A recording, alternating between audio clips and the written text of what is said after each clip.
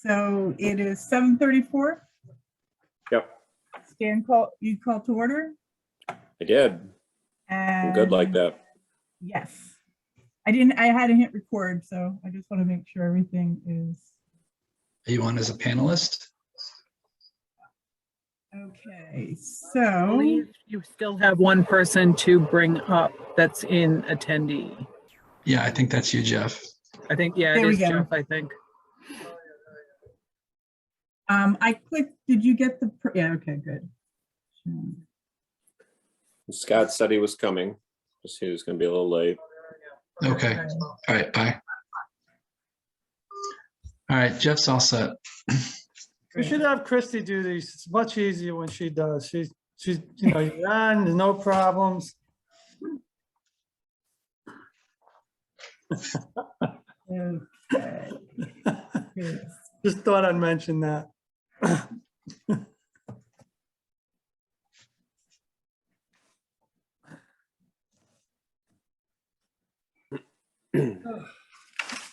All right, well, you guys are first on the agenda, as you're probably well aware. The schools are. Yep, All right, Yvonne, you want to put the slides up? sure. Well, first of all, welcome, folks. Thank you for coming. Thank you for having us. Hi, Stan, thank you. You are welcome. All right, where are we at? All Hang right. on, wrong one. Plan B.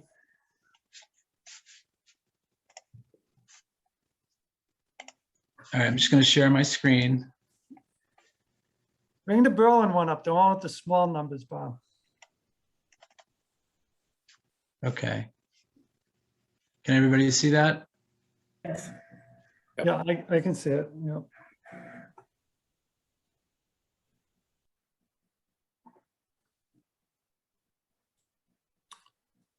All right. So Jeff, do you want to just lead us off?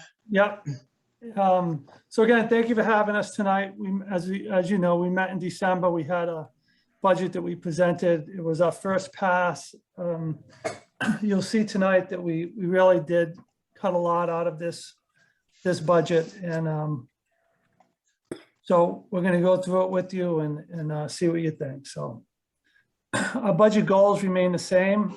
One, to maintain existing programs, which is essentially is the level service items that you see, to support the district improvement plan, the 5-year plan, which we have, and it'll be obsolete as of the end of this year. There'll be a new plan, but that is what we show you as the above level services, and then to provide some additional supports for students, to expand programming, and then to also take into consideration the impacts of the COVID-19 pandemic and some of the social emotional issues and emotional wellness that we know our students are going through. So it certainly made it a little more complicated for us.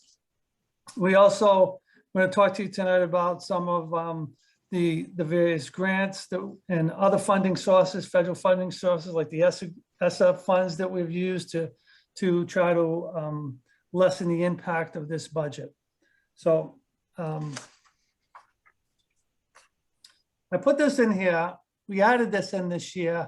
The school committee had asked about what enrollments look like over the next 10 years. Now, I did say when I did my enrollment projection study that there are two situations in which these enrollment projections aren't as accurate. One is when you have increased building in your district, and then the other is when you have a district that has 1,000 or less students. We have both of those conditions. So that means, yes. Jeff, excuse me, could you put this in slide mode to make it a little more legible?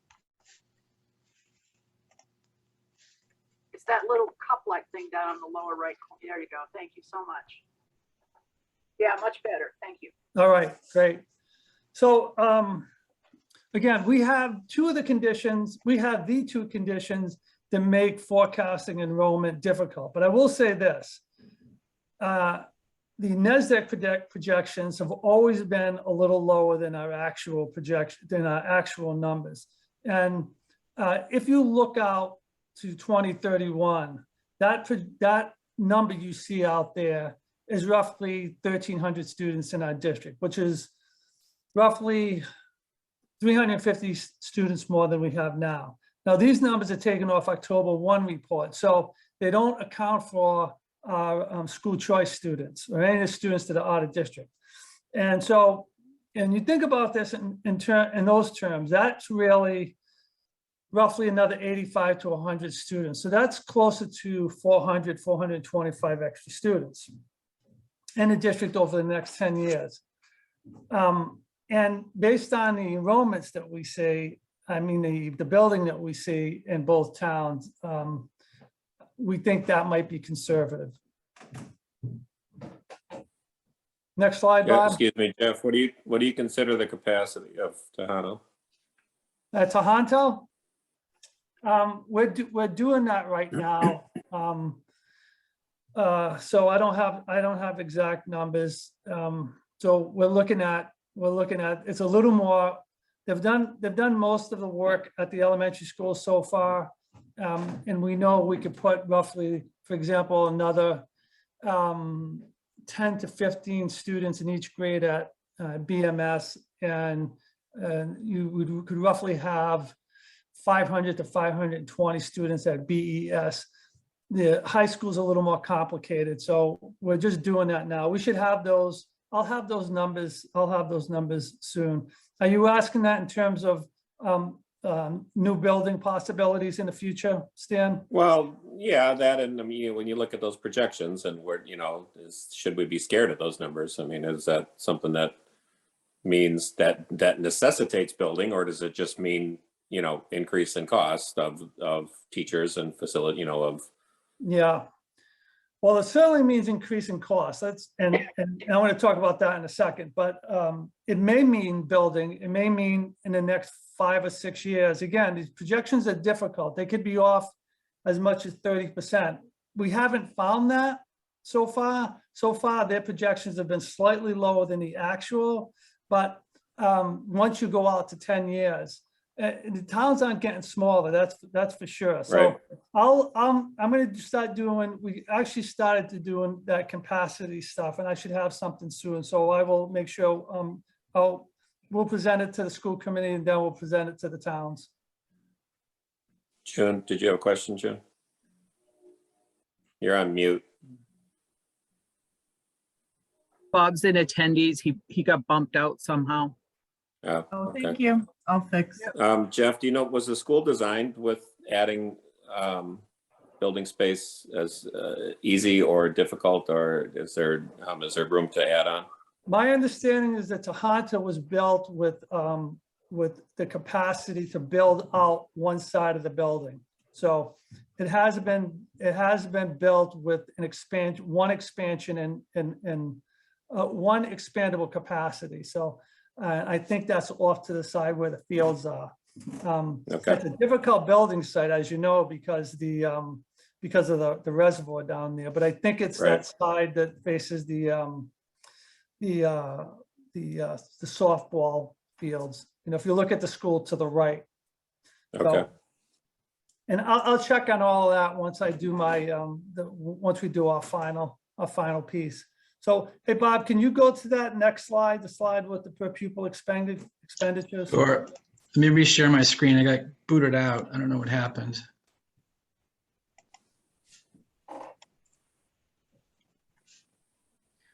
So It was not malicious, Bob. I'll tell you what they really said, Bob, once this is all over. So. Yeah, please wait till the end. Yeah. So this is a per pupil expenditure. This is FY20. We don't have the new numbers. We show this to you for a couple reasons. Bob will do will fill in a little bit on this, but if you look at that number right now, so roughly $16.50 per student in our district.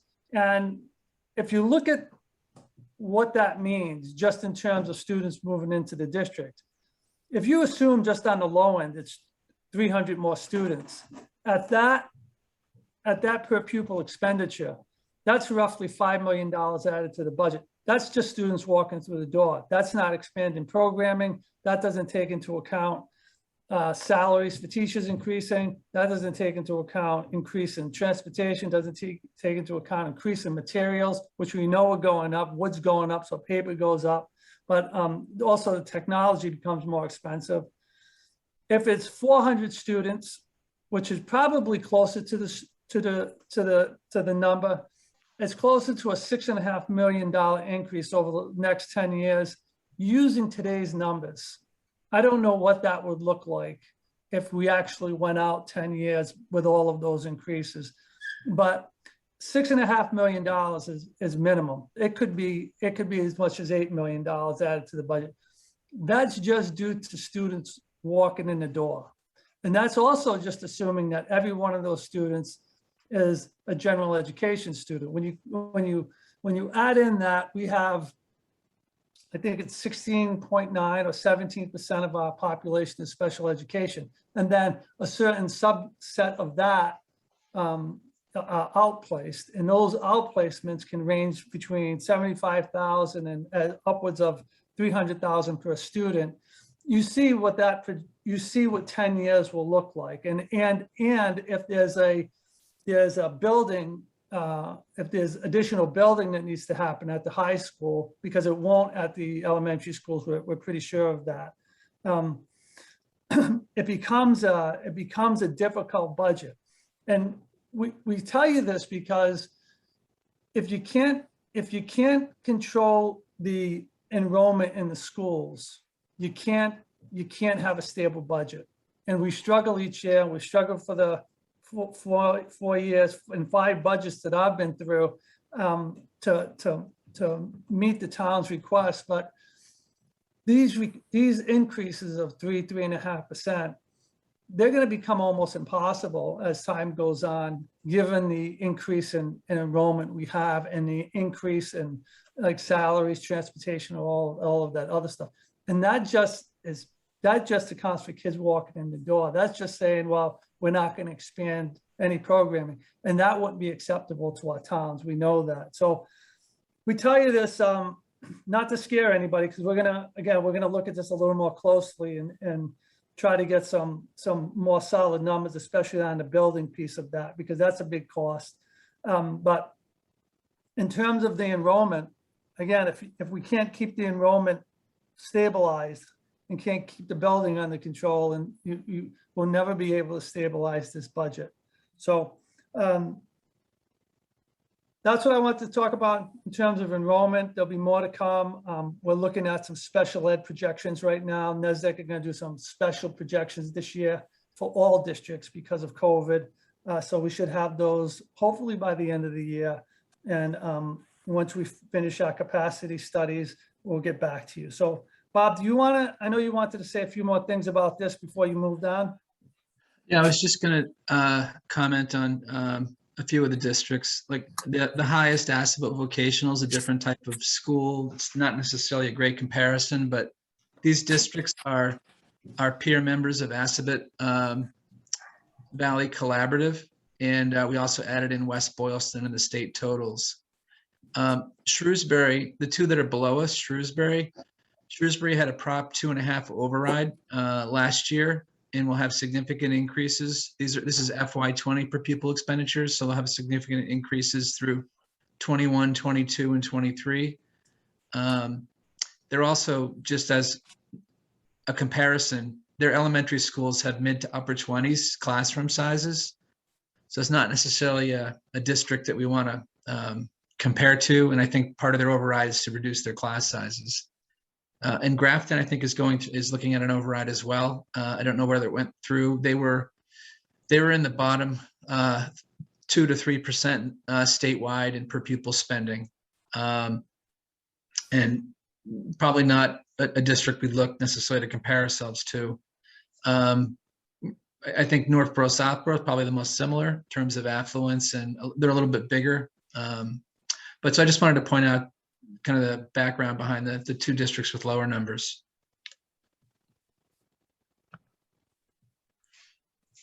So since we've last met, we've made, Can I just say something?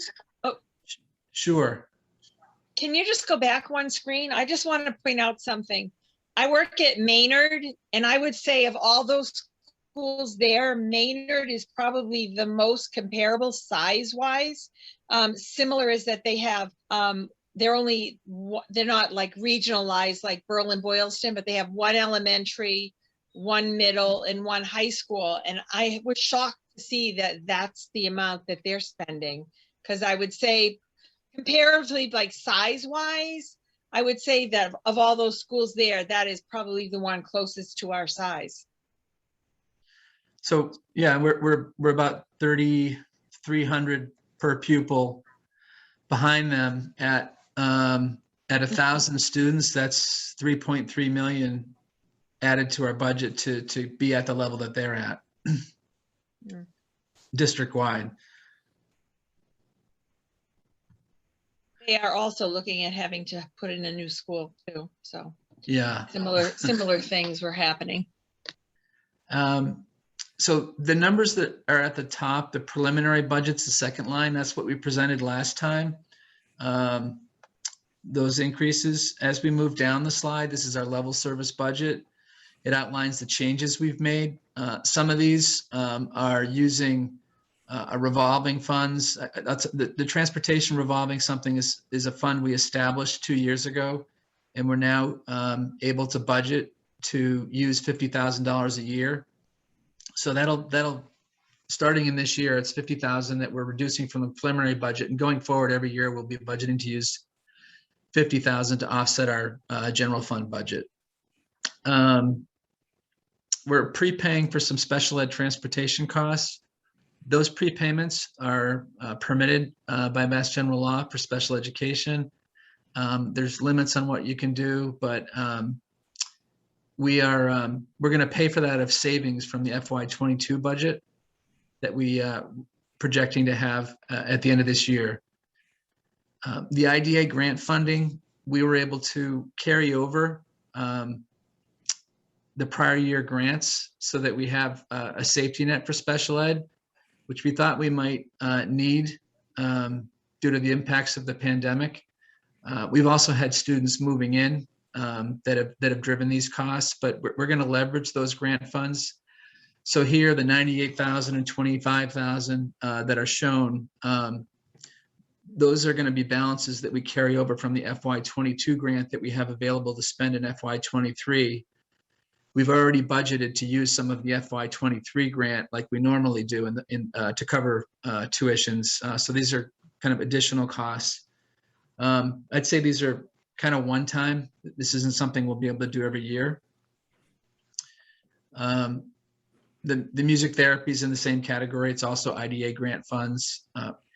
In our preliminary budget, we budgeted to use a relatively small amount of school choice funds at Berlin Memorial. We're actually taking in a little bit more than we were spending, so we've increased the use of school choice funds. The last two are just adjustments. At the time of the budget, we had estimates for these costs, both for the Worcester Regional Pension Assessment, and then some of the out-of-district tuitions, charter tuitions, and school choice tuitions were estimates that we've gotten updated information on between December and just recently. So all in all, that brings our increases down to the figures shown at the bottom. This is for level service. It's 5.2 for Berlin Memorial, 9.5 for Boylston, and 3.9 for Tahanto, 5.6 overall. And again, this is the level service budget.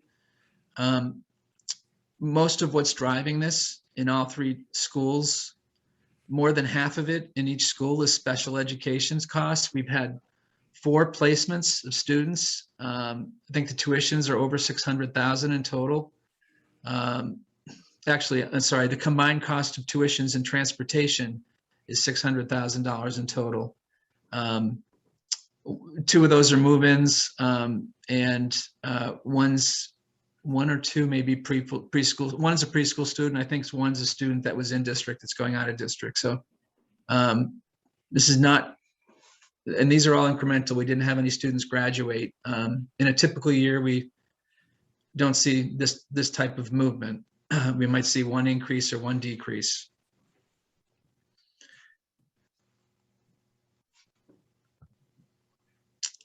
Next, we're going to Jeff's going to go over the above level service requests and what we had initially and what it's the open hearing budget's been modified to include.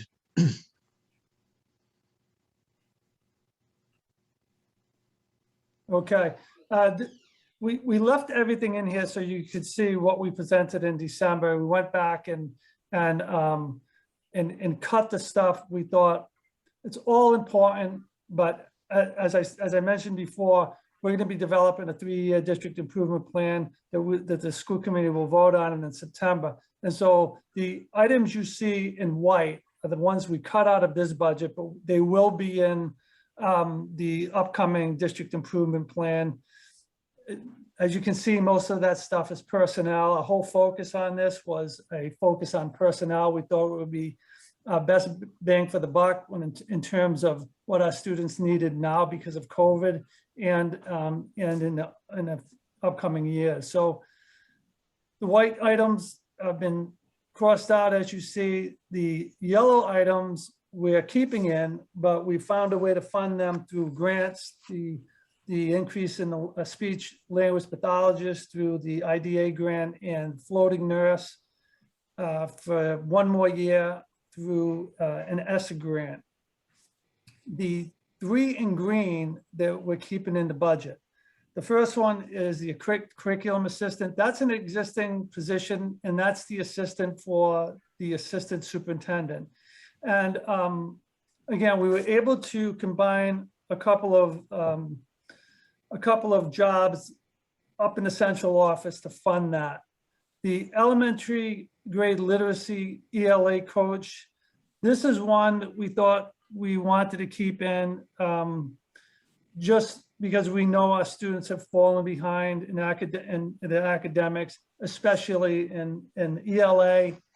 So that person, it will be the sort of, we have a math coach right now, so this would be equivalent to that. It would be shared between both districts, and that person would provide classroom peer observations, will do modeling in the classroom, will set up professional development for teachers, basically spends their entire day in the classroom watching teachers teach. They would work closely with Carol, and so we think that's going to be an important position. The other one is the Tahanto counseling position. With the increased, we've been talking about this for a while because we wanted to increase the counseling services. We're seeing an increased need. The COVID has just amplified that. So by putting another counselor in, we'll be able to have a counselor in grades 9 and 10 that also covers AP and MCAS and things and that along those lines.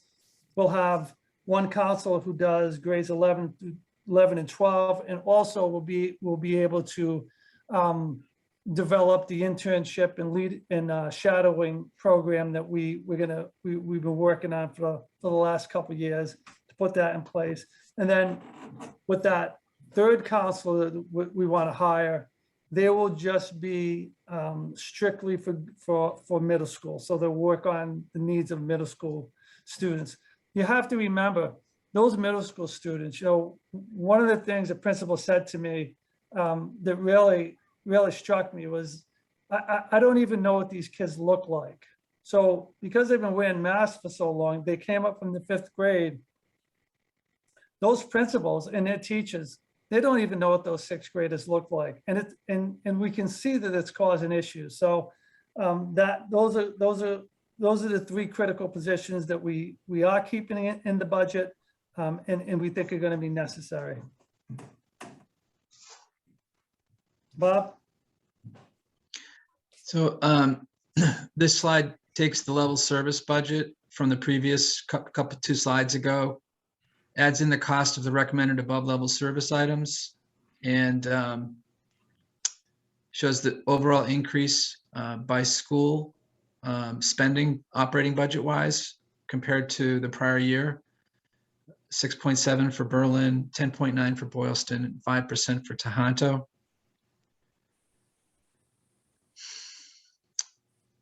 So at the same time, we see expense increases. Fortunately, we're seeing some revenue increases. We've had several, in my whole time here, we've had between 0 and 2% Chapter 70 increases. And really all of our assessments, the town assessments have borne pretty much the full increase of our budget. And this is changing this year. It's driven mainly by changes to the foundation budget formula, which is outlined in the Student Opportunity Act. We're in year 2 of that, 2 out of 7 years. So hopefully this is a sign that these will increase.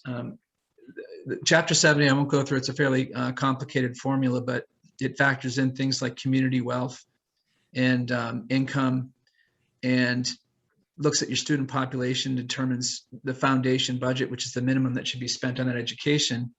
And the state pays for a portion of that based on the community's relative affluence. Berlin and Boylston are both on the bottom end of relief they get from the state because of their the wealth and income of the 2 towns. So 17.5% of the foundation budget comes in the form of Chapter 70 money. This year, we're seeing almost a $270,000 increase, which is 12% over last year.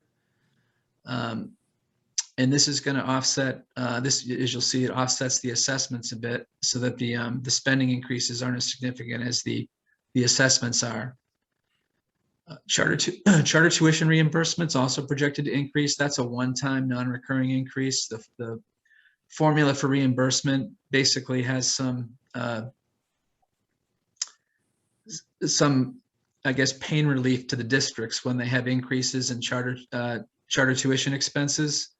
And then they phase out after those increases. So we're going to get a large chunk in FY23, a smaller chunk in FY24, and then FY25, a very small chunk, unless we have other charter tuition increases. We did see an increase in charter increases in school choice, in part for virtual schools during the pandemic, and it seems to have moderated this past year. And then the last thing is decreased circuit breaker funding and state aid. And that's not necessarily state aid driven. It's more driven by our decrease in FY21 special education expenditures, which are now coming back up.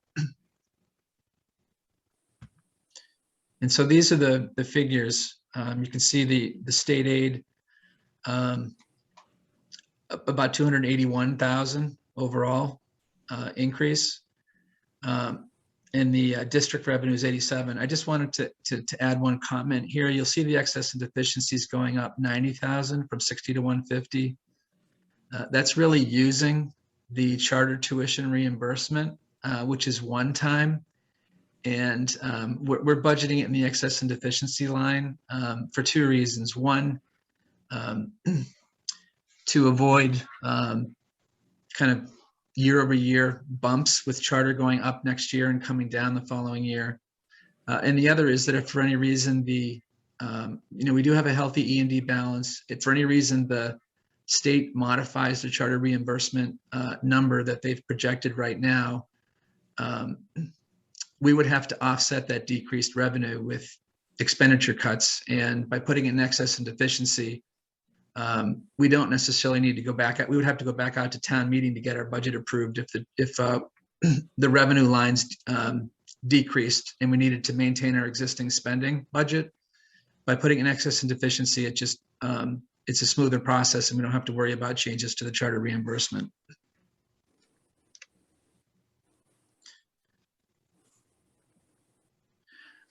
It's just to highlight some of the other funding sources. We have a myriad number of revolving funds. Most are fairly small. These are the most significant ones in terms of budget offsets. You can see the Berlin School Choice Fund has a very healthy balance, and so we've factored into our budget an increase in usage. We anticipate to use 60,000 this year. We are we've budgeted a little bit more than that, and we've budgeted to use 100,000 next year. The reserves that are there are more than we feel is necessary, and we feel like it's something that we can draw from to help offset some of the operating budget. But we don't necessarily want to go too far. You can see in Boylston, we've had larger class sizes, and it's caused us to not be able to accept school choice students in the younger grades. And as the students are moving out of Boylston Elementary into Tahanto, the revenue we're taking in for school choice students is declining. It's projected to be 43,000 this year, 30,000 next year. And we've kind of over-relied on school choice funds historically in their budget to fund the operating budget. And so by the end of FY23, we're going to be in a position where we're going to have to rectify that. Otherwise, we'll fully spend it down to zero in FY24.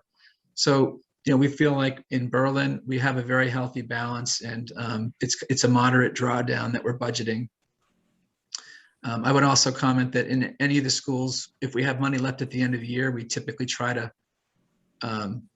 preserve school choice funds by using less school choice and more general funds. So there are ways to basically end of year funds available in the budgets can also offset our school choice usage, and they have in prior years.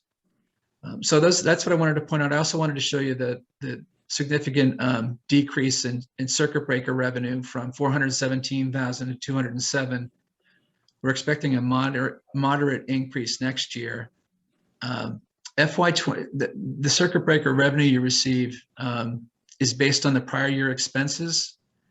So our circuit breaker revenue will be significantly increased in FY24, where we have all these additional out-of-district costs.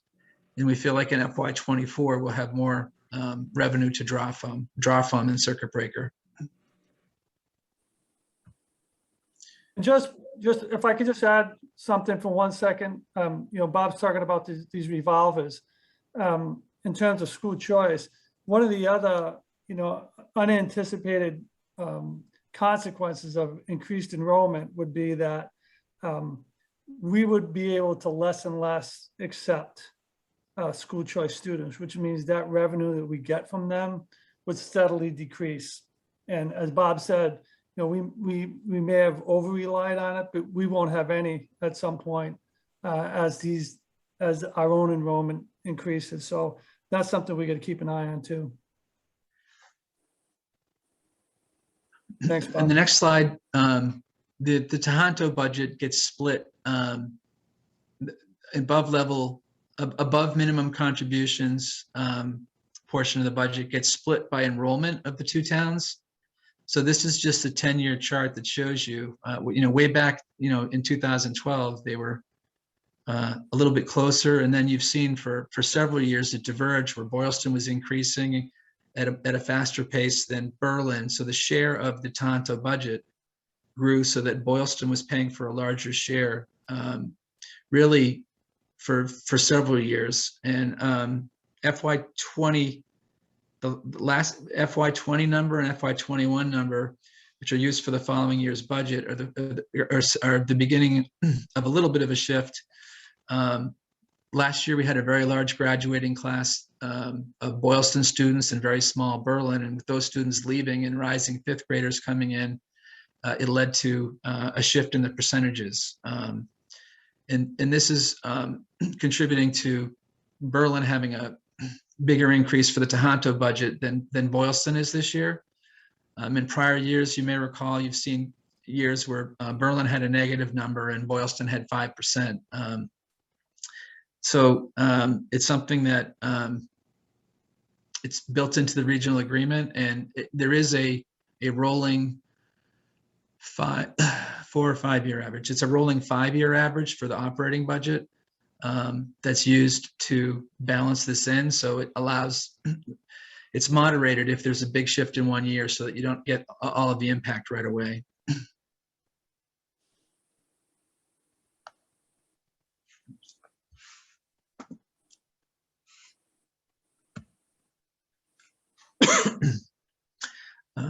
These are the assessments, factoring in the expenditure budgets, net of revenue. Berlin Memorial's at 5.7, and these are for just the town of Berlin. Tahanto's a 5.4% increase. The capital's level funded. Most of the capital is going towards items in the facilities assessment that the consultants provided. We're working through their report and implementing the items and recommendations they had. Will be essentially completed with their first list of priorities, and we'll move on to the second in FY23. And then Tahanto Capital is mostly debt principal and interest. It also includes some roof replacements of motors on rooftop HVAC units, and then a security enhancement to the front door. Those two non-debt related capital items are $32,000, and that's 2.8% increase. So overall, the assessment increase is 5.3 number. That's the yellow highlighted number, a $362,000 increase over last year. The numbers at the bottom show what we would have to cut to get to different target increase levels. So that's there for just for people to see.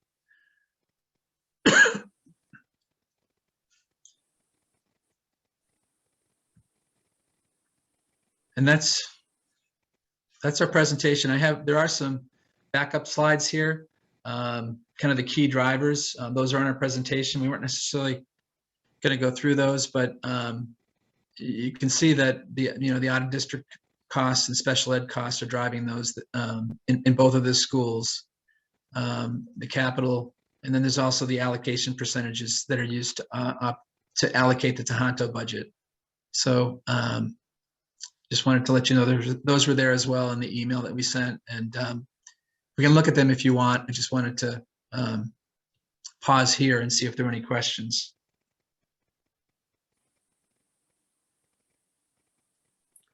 Have you guys presented to Boylston yet? Yes. We did last week.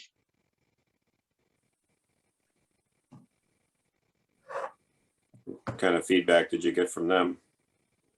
May I ask? It was pretty much dead silence like it was tonight. No, Yeah.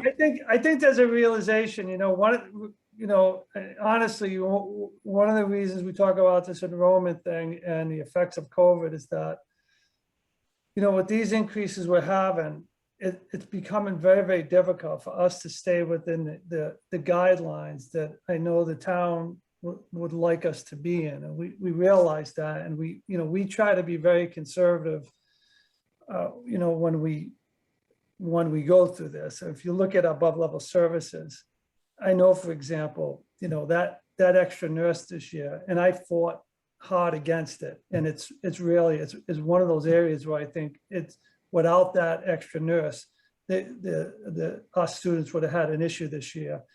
But if you look, we just put it in for another year, and we're willing to, we're going to reevaluate it next year. And I know it's not just the nurses who want that, an additional nurse, but we try to be very conservative about this. And so I don't know that anybody loves these increases that we're presenting. But, in light of increased enrollment, in light of COVID, in light of a lot of the social emotional stuff that we were seeing even before COVID, there's not a lot of other ways around this. Certainly, if you look at that town assessment, that slide that Bob was just talking about, we'll certainly get down there if the town insisted, but it would mean that we essentially don't move forward at all. And in Berlin and Boylston, that's really not what the town has wanted us to do. So, we've laid the budget out this way so you could see that every one of those items, they cost money. And then there's the stuff that's out of our control that Bob, I know, emphasized that, things we can't do anything about. And so, you know, still, we don't like some of those things any more than anybody else, but a lot of that stuff just gets, you know, put on us during the year. So I think they pretty much had, Boylston pretty much had the same reaction that, you know, this committee's having. It's You have difficult one- for us to, it's difficult for us to absorb the increased special education costs, and we don't have, you know, we just started funding. We have 50,000, which is nothing, but it's something, you know, it's something, I guess. We have 50,000 in a special ed reserve fund. If we had,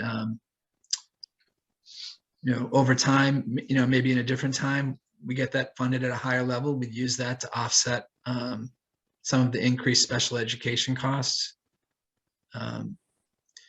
But you know, the 5.3% it's under 3% of an assessment increase without the, you know, without the increase in special education costs.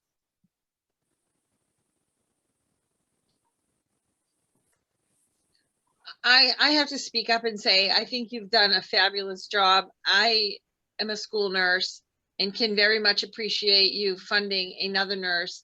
And I'm also going to put it out there that moving forward, without a nurse sub in your district, and the sub pools and the agencies that used to supply us with nurses are no longer, most of those agencies closed with COVID and have not reopened.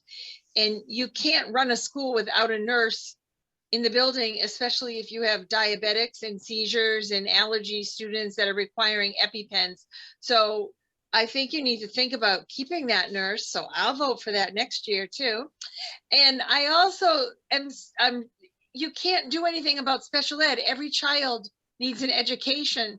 And I think our town has always stood behind that. And, you know, you've done the best you can, and I think you've done a great job. I might be standing alone here, but I had to say my piece.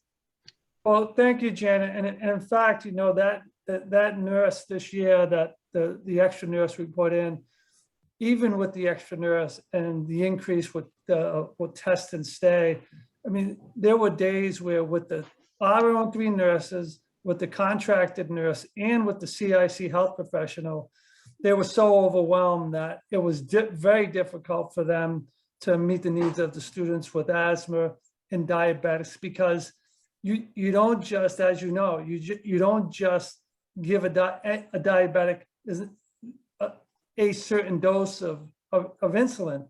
You know, you got to know what they had for lunch. You got to check and recheck all of that stuff. So it's not as easy as most people think it is, and I'm including in that. I include myself. I thought, well, you just give them an insulin. Yeah, we don't put Band-Aids on anymmer. No, That's, I know. that's I know. the day of the past. I'm just saying that's what they all still think. I mean, in the counselor that you're going to need, I had to make an extra space in my office for social emotional students. And I had to make it like all warm and fuzzy. It's got an Alexa for meditation music. It's got winter, summer, and spring and fall pictures on the wall. I mean, it's just how the way of the world. And you were right in saying this was coming before COVID. And this has only been exacerbated by COVID. Yeah, and we've seen the same thing at the high school and at the elementary schools, but mostly at the high school, we've seen a lot of that. And I'm pretty sure we're going to have to do that for Bob and Carol's office next year. So, you know, I think we can absorb that, though.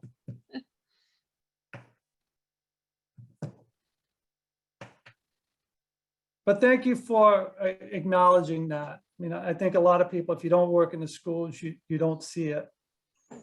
I also think I heard that your children of English as a second language increased immensely this year as well, which I don't even think we had an English as a second language student at Berlin Memorial. And now you've got a handful, maybe more. We've had a 3-fold increase, which is considerable. It's still low, but because we started with almost none, but to have that in a year's time. And we don't have, that's the other thing.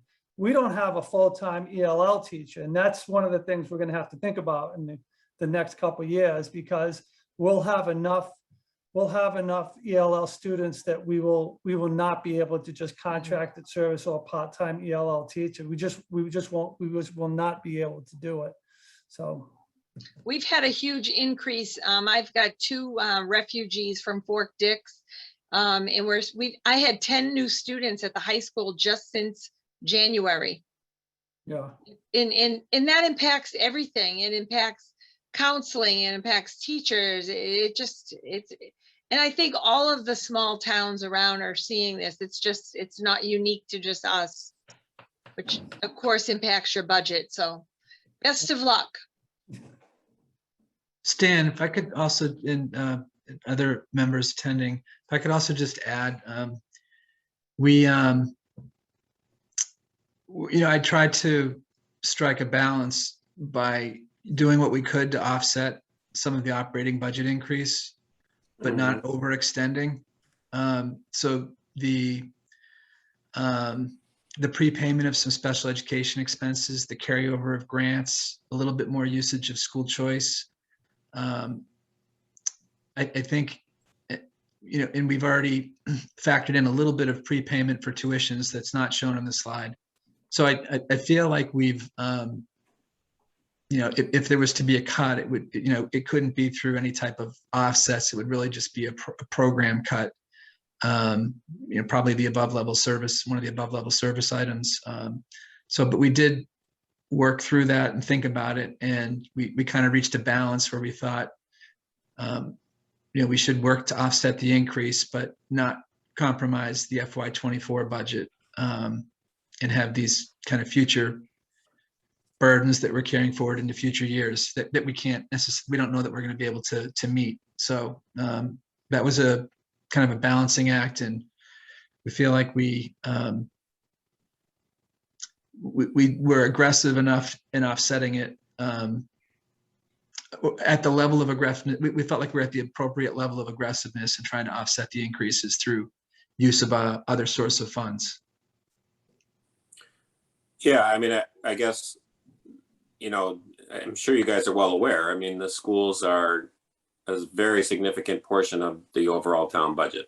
And when you are increasing the largest contributor to the budget by 5%, and you're technically only able to raise taxes by 2.5%, I mean, we're going to be in a position where we're going to need overrides as well.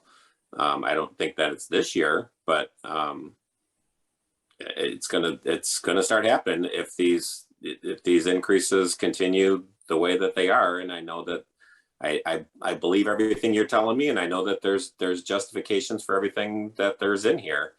But I think the townspeople are going to experience some pain over the course of the next several years when the true cost of, not true cost, like we haven't had the true cost, but when the increasing cost to educate our children is going to require, I think we're going to start, I think we're going to start seeing regular 2.5 increases if this continues, and that's not a place that we've been at, and it's going to be a shock to people.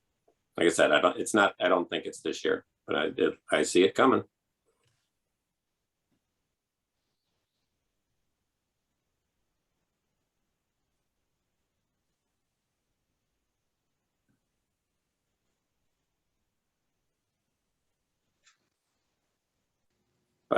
Anyway, I mean, I don't necessarily have any questions. I mean, you certainly were very thorough with your presentation, and I'm going to digest these numbers a little bit more. I didn't have a ton of time to look at them ahead of time, but I think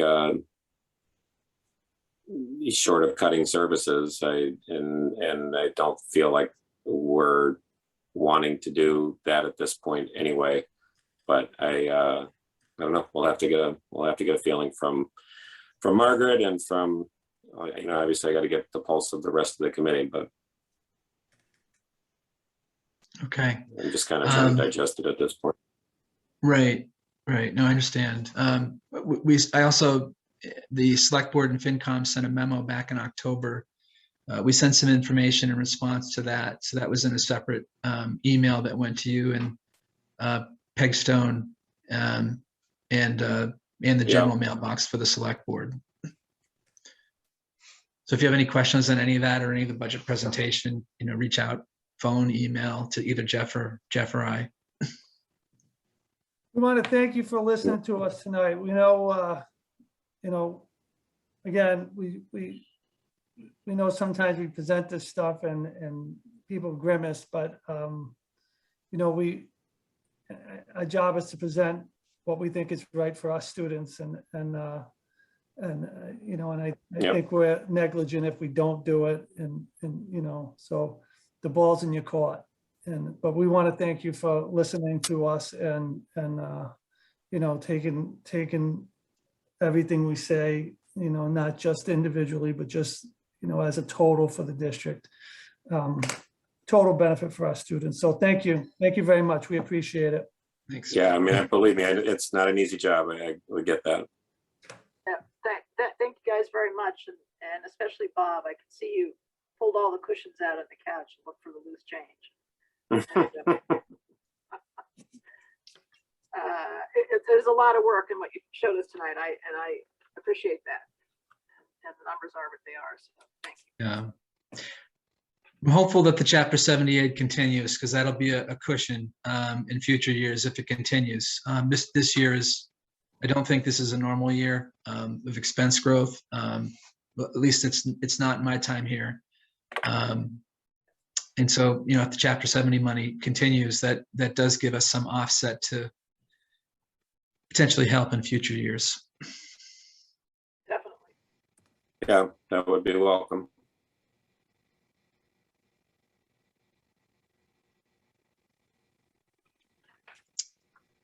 Anybody Well, thank else? you very much. All right. Thanks, guys. We appreciate you. it. Thank Have a you. good night. Bye-bye. Yep, Good you night. too. Bye-bye. Enjoy the rest of your week. You too. Thank you.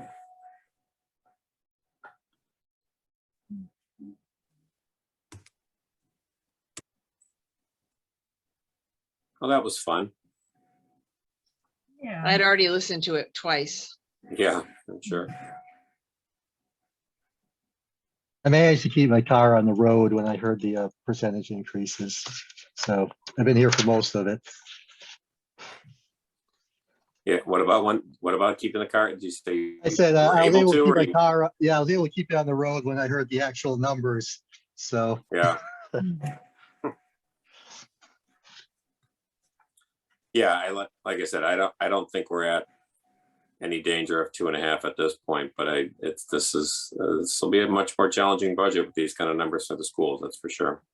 He has a valid point, though. I mean, the growth in the town, as much as we've got a couple projects that have gone that we actually had control of, that we let happen because we didn't pay attention, is what's causing this increase right now. Sorry, what do you mean by Instead of project? having a nice how do I call that, extended years where you oh God, my parents Assisted living. with the different stages of ending up in nursing home.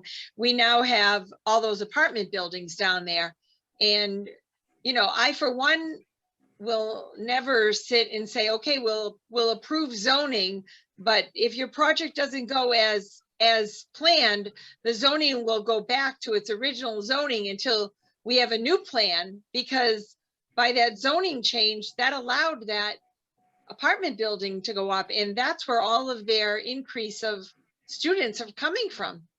I think I mean, you heard them in the beginning. There's a bus that picks them up down there. They had to change where it was because there were so many students, and I'm all for but now we've got this big increase because of that, which I don't know. How do you control that? Can you control that? Can we identify what the number is? I'm assuming there must be something that indicates the addresses of what the school age kids are. Do we? Do Know the school number? age children, I don't know. Like- You can't look at the street Careful as listings. far as because that's privacy too. Yeah, 18 and older, but I do know because I hear the mothers talking, you know, that, you know, oh, there's 3 more kids in my kids' class this year, and there's this and that. But I mean, and that's just one way that the numbers are going up.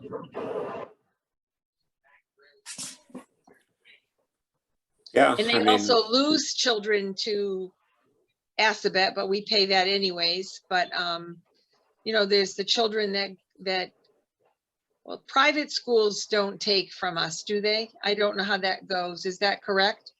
It would only be school choice money that we would lose, right? Like if a student goes to St. John's, their school dollars don't follow them, correct? Does anybody know the answer to that? I don't think so, but I don't know for sure. Yeah, I I believe think it's it's just only the public. 5,000 that follows them. Yeah, I think it's only the public. you think it's the what that follows them, Well, Scott? I'm not sure what the number is, right? I mean, maybe it's changed over last few years, but use the school choices, we would receive $5,000 for each student. And I believe that's basically the state subtracts that from the incoming town before we even receive our Chapter 70 money. So I believe it's a 5 or whatever the number is now. It was equivalent to what you gained per head by school choice, you lost per head. And likewise, they did the calculation. If you had 30 school choice coming in and you had 10 school choice going out, they would only give you money for 20 of them. At least that's what it was, you know, Do you think 8 that's years ago. Do you think that's part of why the Chapter 70 monies are up 5% this year over last year? No, they did something with Chapter 70 monies and by doing some different type of mathematical thing. I remember hearing something on the Maynard school committee meeting, but it was more of an internal thing that changed that number, I thought. But yeah, Bob was talking about some change at the state level and how they calculated things. But I was asking if in addition, we might be looking at a lower offset to Chapter 70 money. No, I think he's thinking we're going to get a higher Chapter 70 money. No, I think maybe I wasn't clear, Janet. A lower offset from school choice. I think we have fewer school. Oh, I choice. see what you're saying. Yeah. Yeah. So there could be 2 things driving that Chapter 70 12% increase. There could be a couple factors, maybe. I don't know. I wasn't aware of what Scott told us. And I don't think Massachusetts does vouchers from public to private schools. Some states. No. I don't think so either. No. I don't think we do it here. No.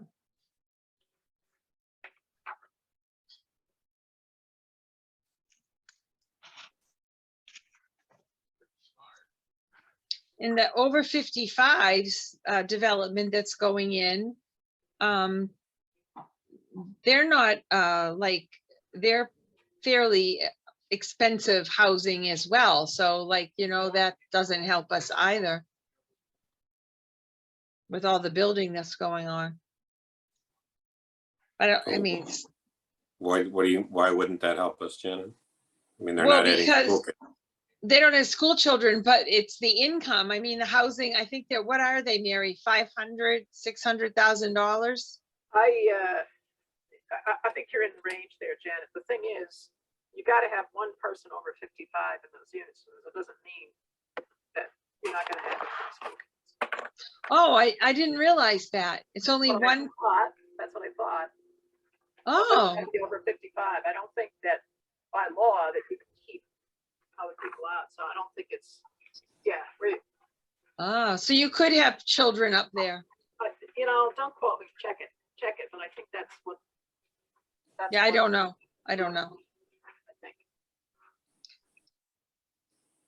Well, it's certainly going to be a challenge over the next year, like Stan has said.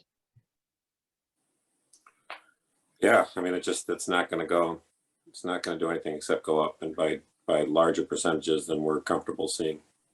Well, Stan, we're gonna have some adjustments to new growth as people build in town. But I, you know, I still stand by what I said a while back to Margaret is I don't look at real estate building as being a net benefit to the town on the financial side, negative to the town on the financial side.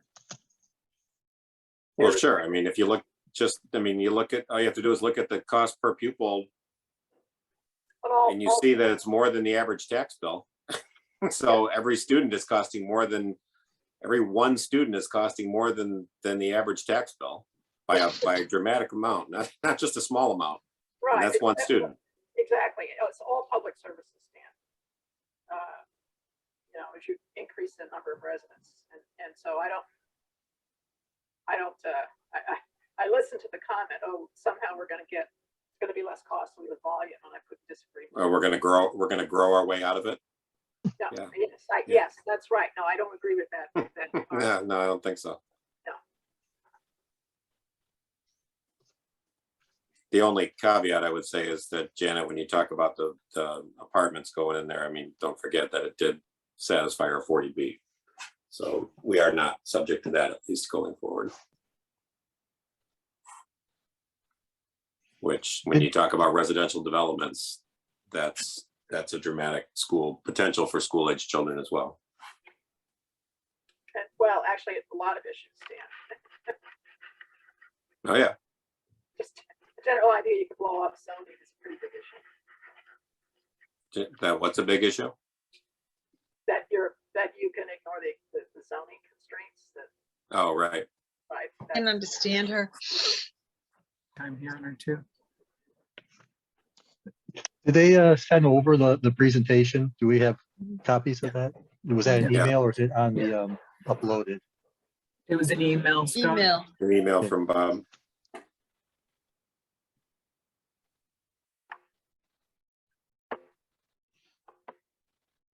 Also, possibly I didn't get it because my He sent it on email, Friday. my email at one point during this week hit the maximum amount and things were bouncing back. Yeah, So I think he there's just sent it today.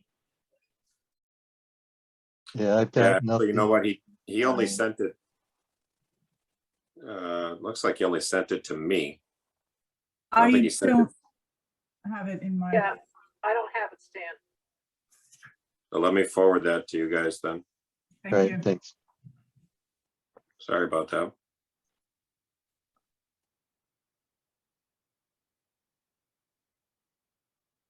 I got it. Well, you weren't on my copy of the list. Oh, I got it from somebody. Nope, I didn't get it from Bob. I got it from somebody else. Backdooring it, huh? Yeah. He has the connections. Oh yeah.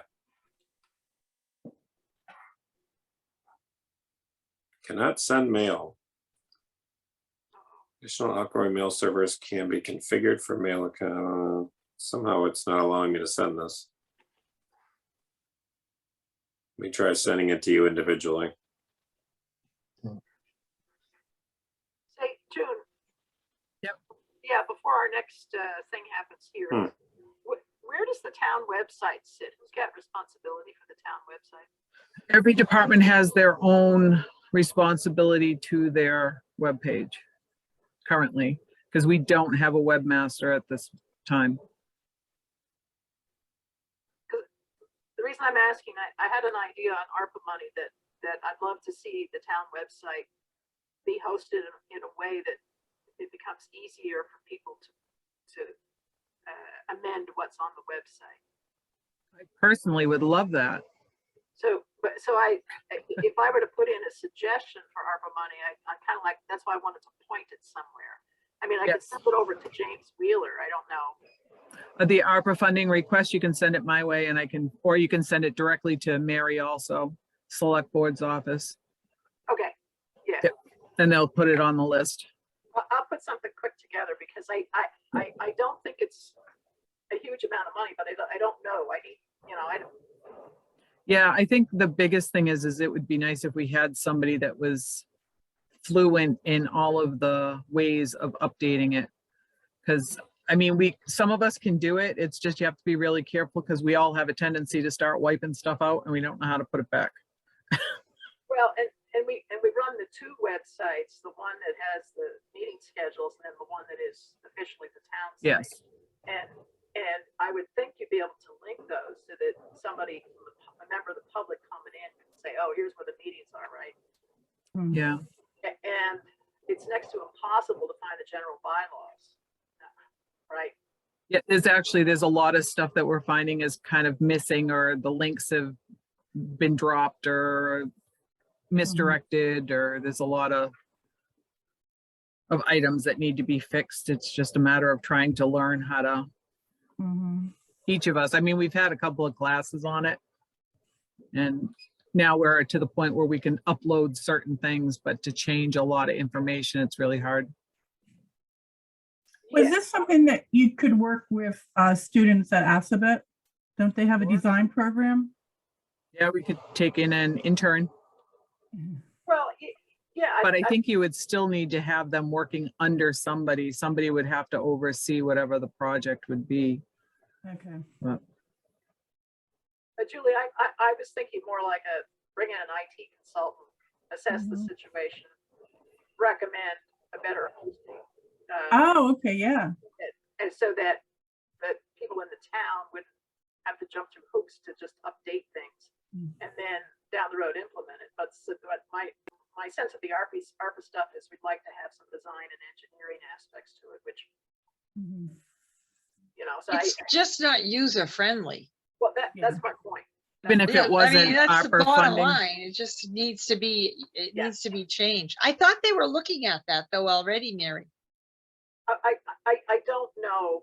I know Chief Galvin was one of the more IT savvy people. Chief around. Galvin is the one who kind of had it all rolling, and with him leaving, it's kind of, right now, I think some of the IT stuff has been switched over to our CM Geeks, but I don't know how much of it they're actually involved with right now, so. Well, let me start a little thing. I'll pass it over Yep. to you and Mary Arata, and then Yeah, maybe something will come of it. Do we have any other attendees tonight? I thought we had a couple you more. do. Conservation, and they Conservation. are here. Yeah. They are in the audience. Oh, I only saw Mr. Moses in the audience when I looked. Carolyn is there now. Oh, oh yeah, Okay. there's two now. Okay. So are we ready? Stan? Sure. Okay. Emma did that. Yes, great.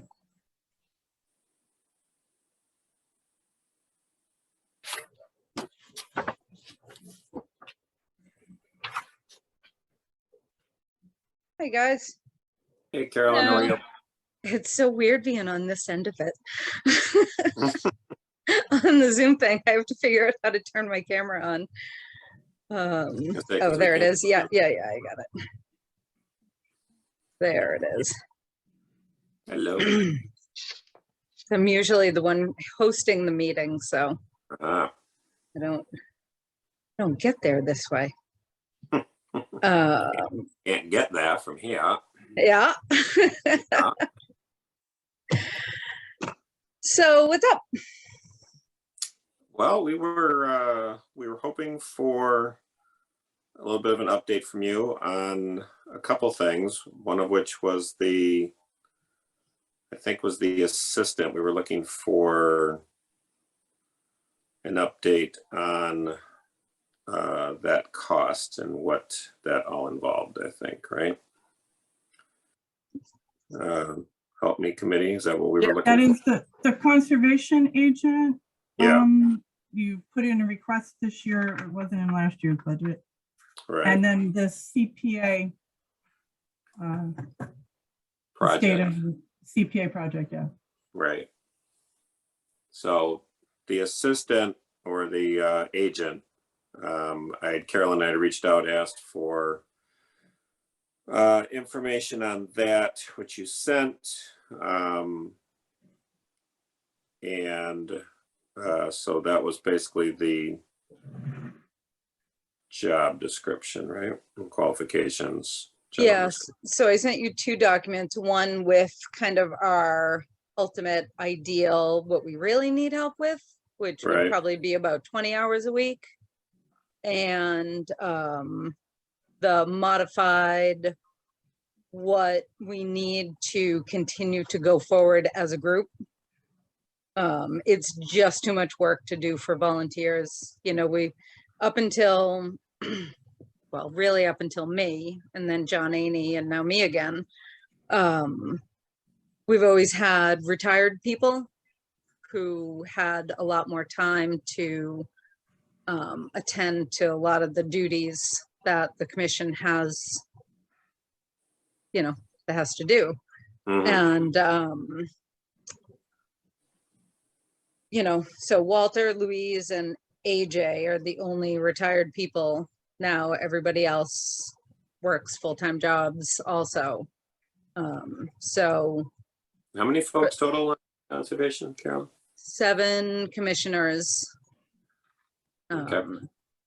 Yep, and now, so Maddie started, I believe, November 1st was her start date. And she's fabulous. She has managed to pull together everything we needed to apply for the 2 grants that we've applied for the, what we're now calling the Lyman School property. Mhm. And got all that done, got it all in on a timely basis. If we get those grants, it will be 100% because of her. And she's just awesome. Good. Yep. And honestly, I know that I won't continue to be chair without help. So it's just too much. So I'm looking at the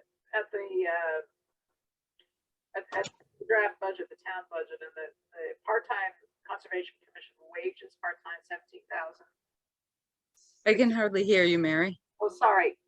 I don't know where the microphone. I'm had a problem with my new computer. I'm using my old computer, so the sound is something's odd.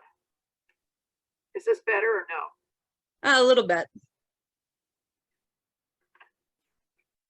Just check to see what's going on. So,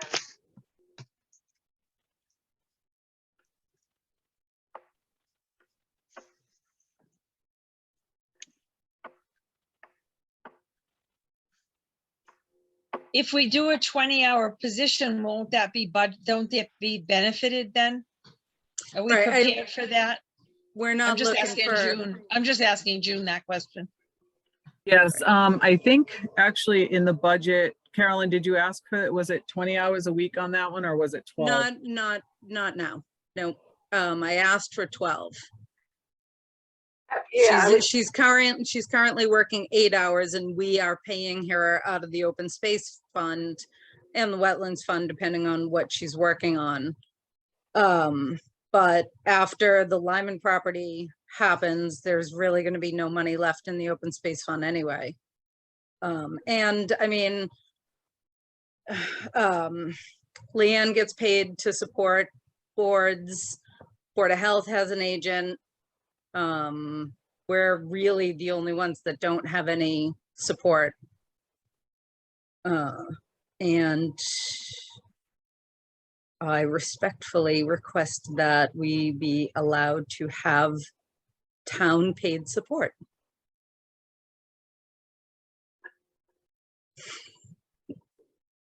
So I'm sorry, so you're currently at 8 hours with her? Correct. And some of that is paid for out of open space? If she's working on wetlands issues, we can pay her out of the wetlands fund, which is the fund that we really have the least use for. But there are very specific parameters out of Use of those funds. for use of those funds, exactly. So the balance of it has to come out of open space. Right, so will you end up in a deficit this year then? No, FY '22? nope. No, No. we Okay. wouldn't do that. You know, we're much more fiscally responsible than that. But after the Lyman School property purchase, we're probably going to have $10,000 in the open space fund until we get next year's Solomon Pond money. I mean, there's just no money that goes into open space. When So, does that Okay. Solomon Pond money stop? We have I thought three this more. was- We have three more thought- payments. This is the last year of it, right? No, we have three more payments. So currently, Carolyn had put in her requested budget based on 12 hours. Yeah, If we were to bring it down to, what did we look at here? Was this 8 hours? I thought we talked about 8 hours. I mean, So- I thought we talked about maybe come meeting in the middle at 10. Also, yeah, that's why I was trying to read this to see, so I guess I didn't understand the change, so I wasn't following the change. So this 8 hours adds the 17, or is there more over and above the 8 to adding this 17,000? The 624 is 12 hours a week. That's 12, okay.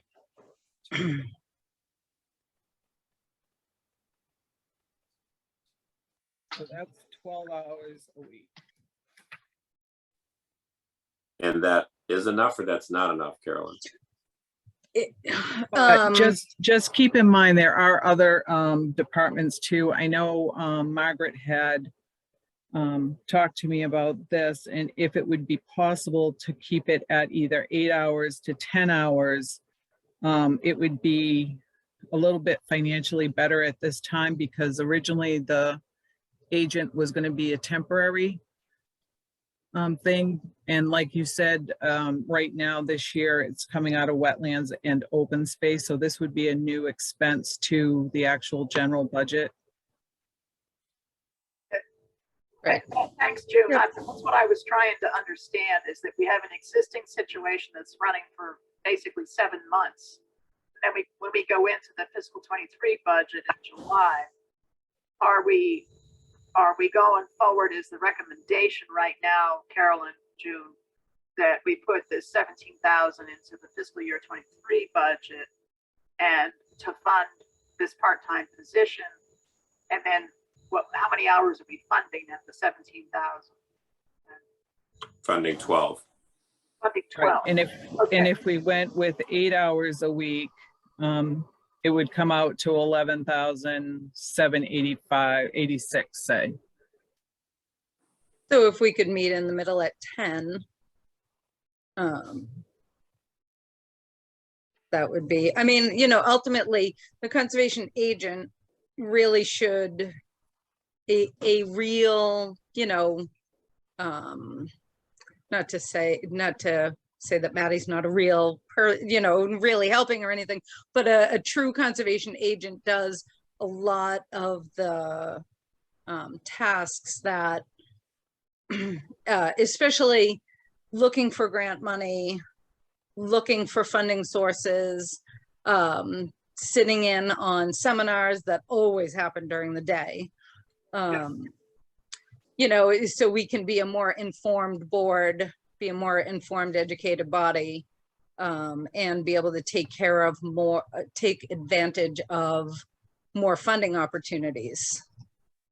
Yeah, hey, Carolyn, I think this is a terrific development. I like the concept. I'm just trying to get the details down so I understand it. If Sure. somebody asks me from finance committee, what is this? I want to be able to tell people. Yep. Yeah, and hopefully we can baby step our way up to more, a position with more hours. But I guess so. I'm asking for a minimum of 8 and a maximum of 12 at this point. Okay. That's very helpful. So that is a good explanation of that. And then I think we were just looking for a bit of an update on the Lyman School property and where we were at with that. Oh, I'm sorry. Can I just ask a question? Oh, sorry, go I was ahead. just I was just having trouble following it. So if you don't get the town funding paying for this, you can't use the funding you were using this year. That's what you're saying? That you could only use it for the Lyman purchase? That well, There wouldn't be any money left. that kind of goes to the next thing we're talking about. The more, Right. there's only this much money and we need this much money. So either we fund the agent and you guys help fund Lyman, or you guys fund the agent and we fund more of Lyman. I mean, but either way, there's, you know, these many things that need to happen. So, Okay. but I know that I personally will not stay as chair if we can't continue to have help. So. And, you know, like I said, every other board has some sort of help one way or another.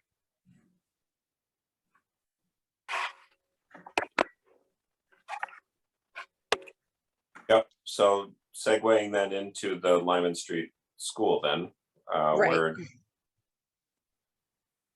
what are we looking at for during FY23 as far as, I mean, I guess obviously for us, that's a question of costs and what we expect are going to be costs associated to the town for this and where we're at with it all. Correct. The current plan, my current plan, the commission's current plan, we have our final CPA meeting before the warrants are due tomorrow night. And I had asked for 350,000 out of CPA funds.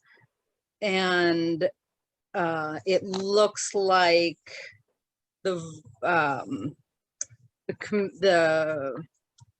committee is looking at 325.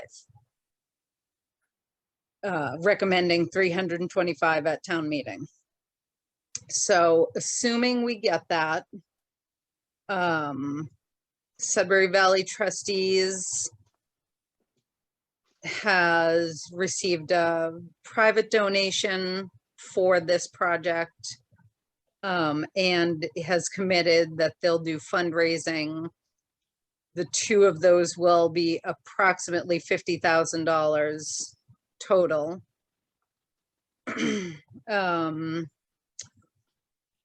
The Conservation Commission can put in 260,000 from our open space fund, which will leave us a total of $125,000 short. That doesn't take everything that's in our open space fund out, but I am not entirely sure what any legal costs that we're going to have that we're going to need to pay for. So I don't want to drain that account to zero. And then have to come asking somebody for some money. So I'd like to leave a little bit of money in there. So the plan is to put a warrant article on asking for 125,000 from free cash. Where are the Sorry, go ahead, Scott. Or what are the final numbers you're trying to get to? Because you had 490,000 from special town meeting. So do I just add the 490 to the, assuming it's 325 plus the 50K plus the 260, and you're short 125 from that? Correct. The purchase price is 1.25 million. So Let me know if I did those numbers wrong, because I gotta get my warrant article in.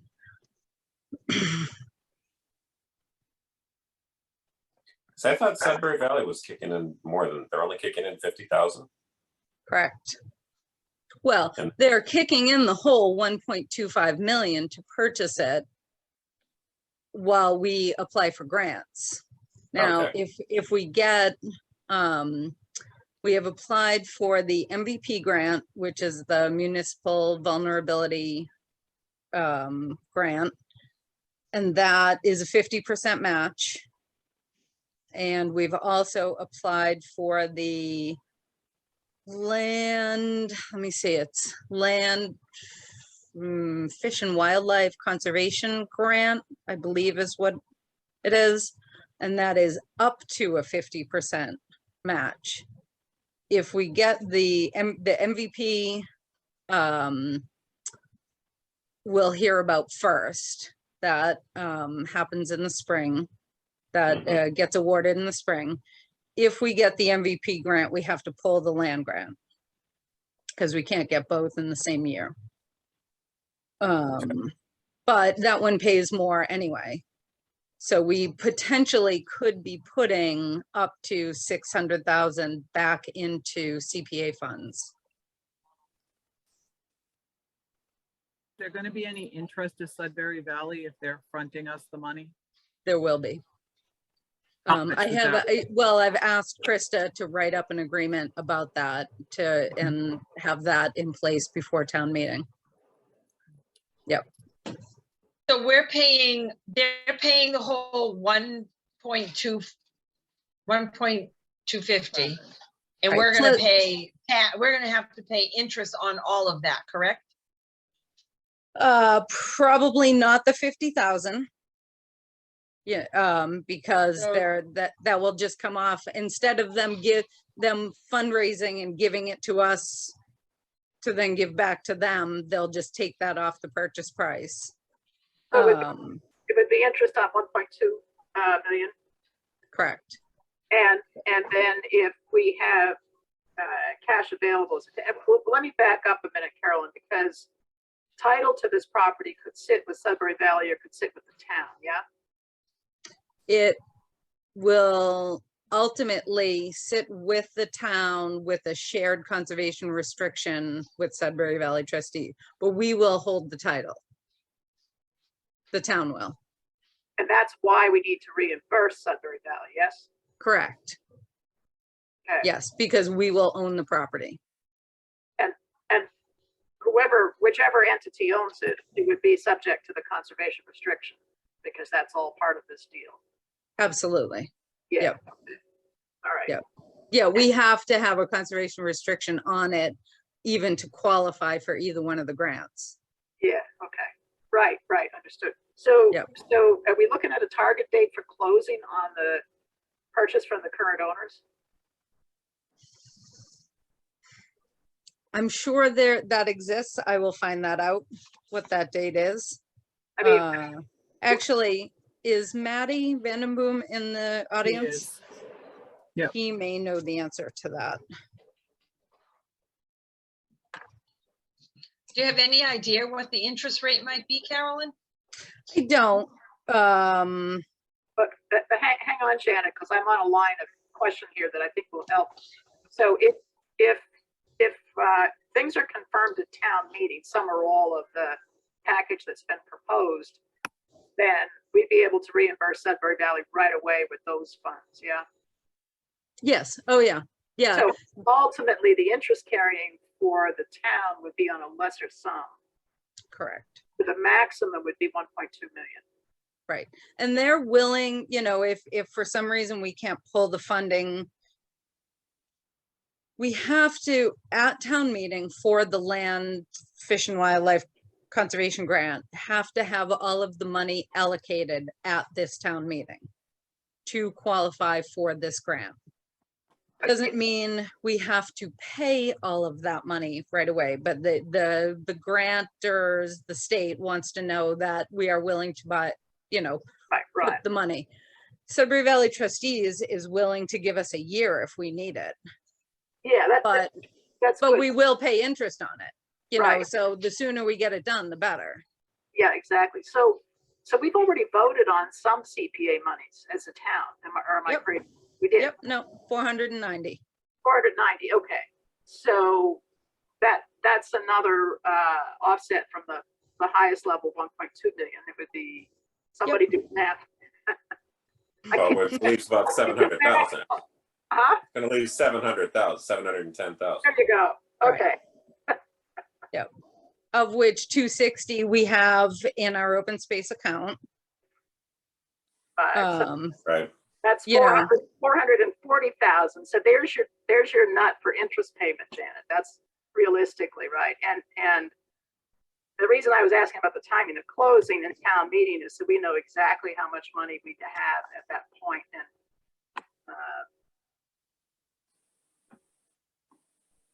what Yeah, are so our 490. so- but what was the money that you thought you would have from CPA in 23? 23, right, this is the current fiscal year, 325 is what Okay, it's so that- looking like they're gonna recommend. Okay. What is the maximum they could recommend for open space this year? If the community You mean preservation if- wanted to if- go all in on this, what is their absolute top number that could be for open space? So the only other group that is going to be recommended for any money is historical, because they are also looking at 100% matching grant. Everybody else is going to have to wait. So, and that is 100,056 of that is the designated historical amount. So we could only get like another 44. 3,000, yeah. But that would severely curb historical's opportunity to get 100% matching grant on $100,000 or 200 or something. So Carolyn, aren't those separate buckets, or is open space and history in the same bucket? No, they're Two different separate buckets for They don't the, really- they don't for the, the they're funding. separate buckets for the 10%. But the undesignated, that 70%, or really 65, because some of it is put aside for administrative, that undesignated bucket. So historical is going to get their whole 56. We're going to get open space rec, all of that 56. We share a bucket with recreation. And then the rest of both of our monies will come from that larger pool.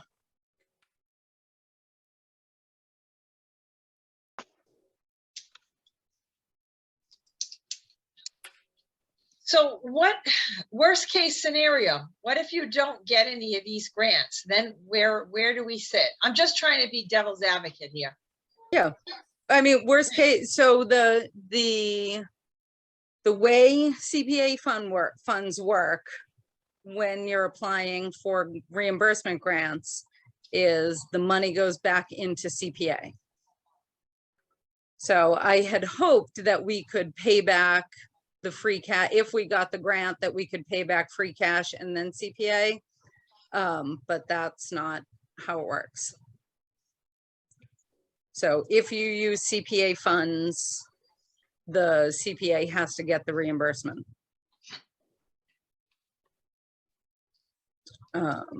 So, I mean, really, if we don't get the grants, the town is out $125,000 out of free cash. And we own 100 acres that we didn't own before. And we'll be paying some interest on the balance to Sudbury Valley until we can pay it off out of CPA funds if we didn't have any, if we don't get any grants. Well, the grants are all reimbursement grants anyway. So we've already designated the money, we've already spent the money. It comes back to CPA, which then frees up a bunch of money for other projects for other groups. Right, okay. We also have submitted a request to the select board for ARPA funds. Does anybody know when they plan on making a decision about those funds? Not right now. They are looking at them. It doesn't, the requests don't stop or the ideas don't stop until next Monday, the 28th. And then after that, it's going to have to be weeded out because I know as of Monday, I mean Tuesday, there was 60 requests, and out of those, only 25 had dollar amounts, and those dollar amounts already hit 1.1 million, and we only have 900 and something. So there's going to have to be a lot of weeding out as far as what's prioritized for the town and the Sure. best, financial impact. Yep. Right. So if we get ARPA funds, that will reduce the $125,000 ask. If we don't, it's going to be the $125,000. Maddie, do you know if Krista and the Lors, if they have a closing date? Somewhere in there. Do you cut out there for a second? Oh, I want to say June or July, somewhere in there. Okay. After our town meeting. Probably, yeah. Yeah. But that means we don't start paying interest until then either. Right. And we'll know how much money we have available. Correct. Yep. All right. Well, I think I've got the picture. Does anyone else have any questions? And everybody, this is Maddie. She's Hi, Maddie. wonderful. She is. Welcome aboard, Maddie. She even said that before you were here, Maddie. So that's not Yeah. Yep. We're I happy. love your picture in the back. Thank you very much. Yep. Maddie is a certified arborist, and her real job, she works for the company that is doing the Asian longhorn beetle study or survey, really, not even, yeah. So she's out in the woods all the time. I hope And you don't get she's- poison ivy, Maddie. I get it by looking at it, so I hope No. you don't. No, this job is giving me it. It's worn down my immunity. So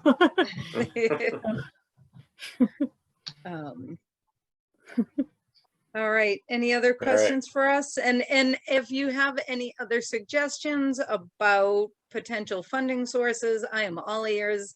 I really just want, we've to come this close and be $125,000 short. It's like, it's killing me. But I think the vote at town meeting in the fall showed the support for this project, and I really we just need to get it done. I have one other question, actually. Yep. Selling the lots to generate the money has gone by the wayside, or is that still on the table? It's still on the table if it needs to be. It was never a goal. It was always a backup. The goal is to keep that property as intact as possible. But, if for some reason we did have to do that, and truly Sudbury Valley Trustees is going to have to be a main decision maker in that, because they're actually going to own the property. So, we're gonna, if we told them we can't come up with the money, you gotta sell a lot. But we can come up with almost all of the money. I don't understand how this works. So we hold the deed, but they own the property. Nope. So right now the Laurer family owns the property. Correct. They have an agreement with Sudbury Valley Trustees because they did not want to make an agreement with the town, because in order for us to make an agreement with them, it would have to be contingent on getting the funding. It would have to be contingent on a town meeting vote in the affirmative. We would also ask them to wait we would enter into an agreement with them, but they would have to wait while we filed for these grants, because we cannot own the property and file for the grants. So, and they weren't willing to do any of that. They're like, we want, because we've had several scenarios with them where, because there's actually 3 parcels. So at one point we were looking at them selling the parcel that is actually the street front on Lyman and Linden. They would sell that, they would subdivide that and sell parts of those to somebody to build some houses, and then sell the rest of it to us, possibly donate the back piece. The piece across the street, you know, is wetlands, but they wanted money for that. And there were just all of these different kinds of scenarios that we were trying to do to make it work. But all of it relied on them waiting for town meeting approval and for us to apply for the grants. And they said, they essentially hung up on us and they said, call me when you have one person that can give us a check. So, and you know, you can't blame them. Did they have another buyer, Carolyn? Nope. They never put it on the market. James Holyoke had several people who were interested in it at different points. But they only wanted certain pieces. They wanted a lot. They wanted 2 lots. The property's never even been perked. Because of what we know of the geology of the site, we know where there is almost certainly a couple of lots, but we don't even know exactly how many lots could be maximized on that property because they wouldn't allow us to do any perk tests. And they wouldn't allow anybody to do any perk tests. So they truly want this as hassle-free as possible. So Sudbury Valley Trustees Board of Directors agreed to put out the 1.25 million, which is a big chunk for them. If we, you know, if the CPA funds at the last meeting passed, because that shows that the town would show them that the town was committed to buying this property. They didn't want us backing out after they agreed to put out that much money and being like, oh yeah, sorry, we don't have the money, changed our mind. So I'm getting confused again, because I thought that meant Sudbury is already buying the property, or they still have to wait for the next town meeting? They have now committed to buy the property, and they now have an option agreement with the family that owns the property. So Okay. they have a legal binding agreement. So before town meeting, we will also have a legal binding agreement with Sudbury Valley Trustees that we will indeed buy this property from them. So it's very kind of Sudbury Valley to help us out with this, but I want to point out too that this parcel of land is contiguous with some other conservation land Sudbury Valley holds. So Sudbury Valley has great incentive to work with the town here. Oh, absolutely. Yes. Yeah. It is totally to their advantage to help us out. You know, they're not doing it just out of the kindness of their hearts, but they are doing it. You know, I don't truly know of a way that we would have been able to do this without their help. I'm just pointing out, Carolyn, it's not a zero-sum game deal, right? Oh, absolutely. And I apologize if I made it sound that way. Oh, Now, you can't though enter into an agreement until you have all the funding sources in place. the town. That is Correct. right. Yes.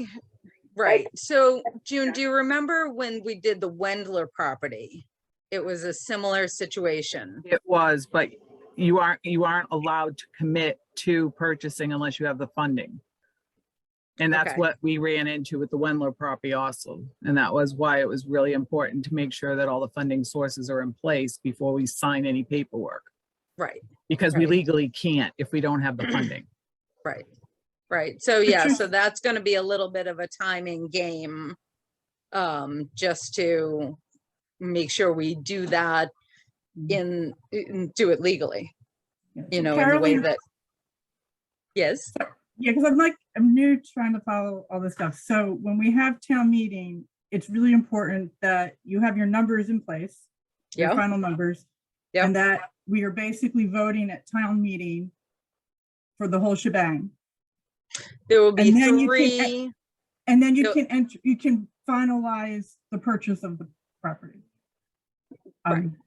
finalize the agreement. We can't finalize the purchase of the property Oh, okay. until, right, so if we get the MVP grant, we can finalize the purchase of the property sooner, but the land conservation, fish and wildlife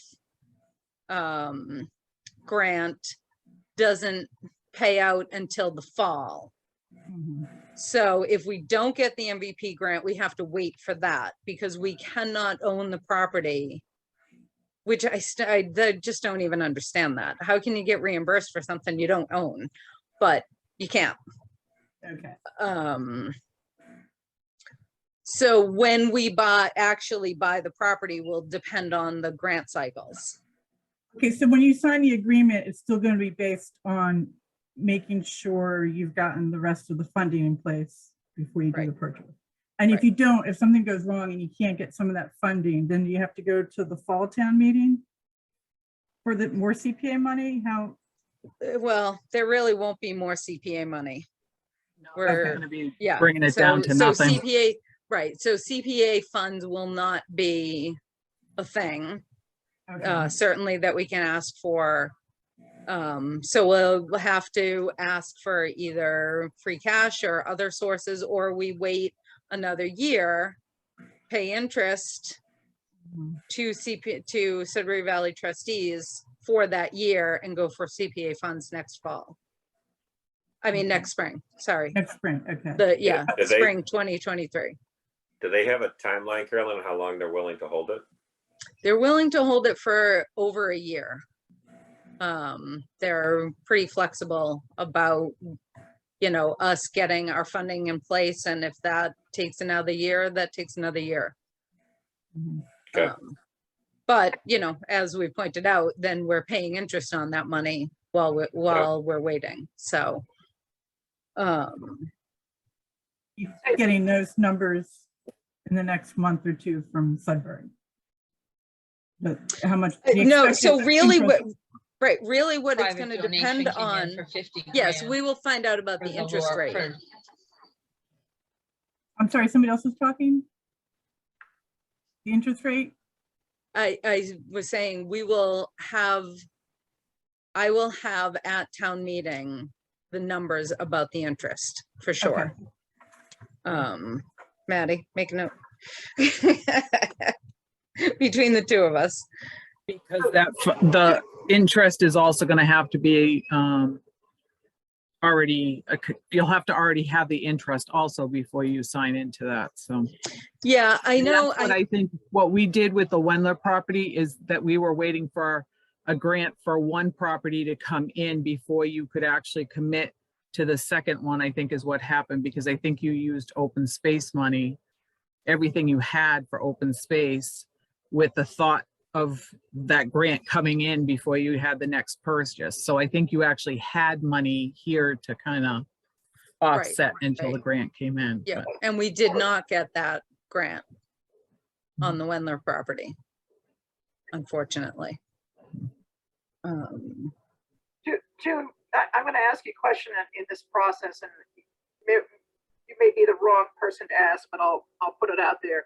Can the town can't sign the contract to take over ownership from Sudbury Valley until we actually have the funding in place? We know what the funding is. what can we do? Can we negotiate the terms of the contract? Can we have an understanding that this will be the interest rate? This is going to be, Has it been done in the past? Yes. Is it legal? No. okay, thank you. That's very, Right. so you can, thank you. Okay. Yeah, I do have an email from Krista. At one point when we first started talking about this, it's so it's like 2 or 3 points over prime. Is that still how things work these days?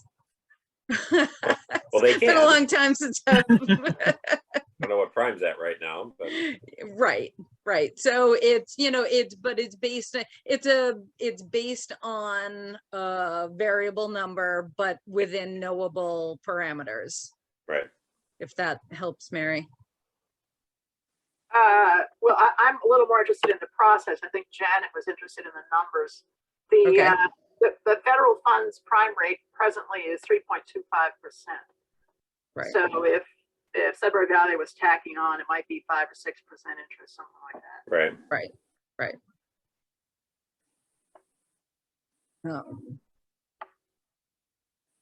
But June, where are you saying funding source for that interest would come from? That's my question, because that would have to be also available before the purchase could be made, or the agreement could actually be made. So would that be something else that would have to be allocated out of free cash? Possibility, yes.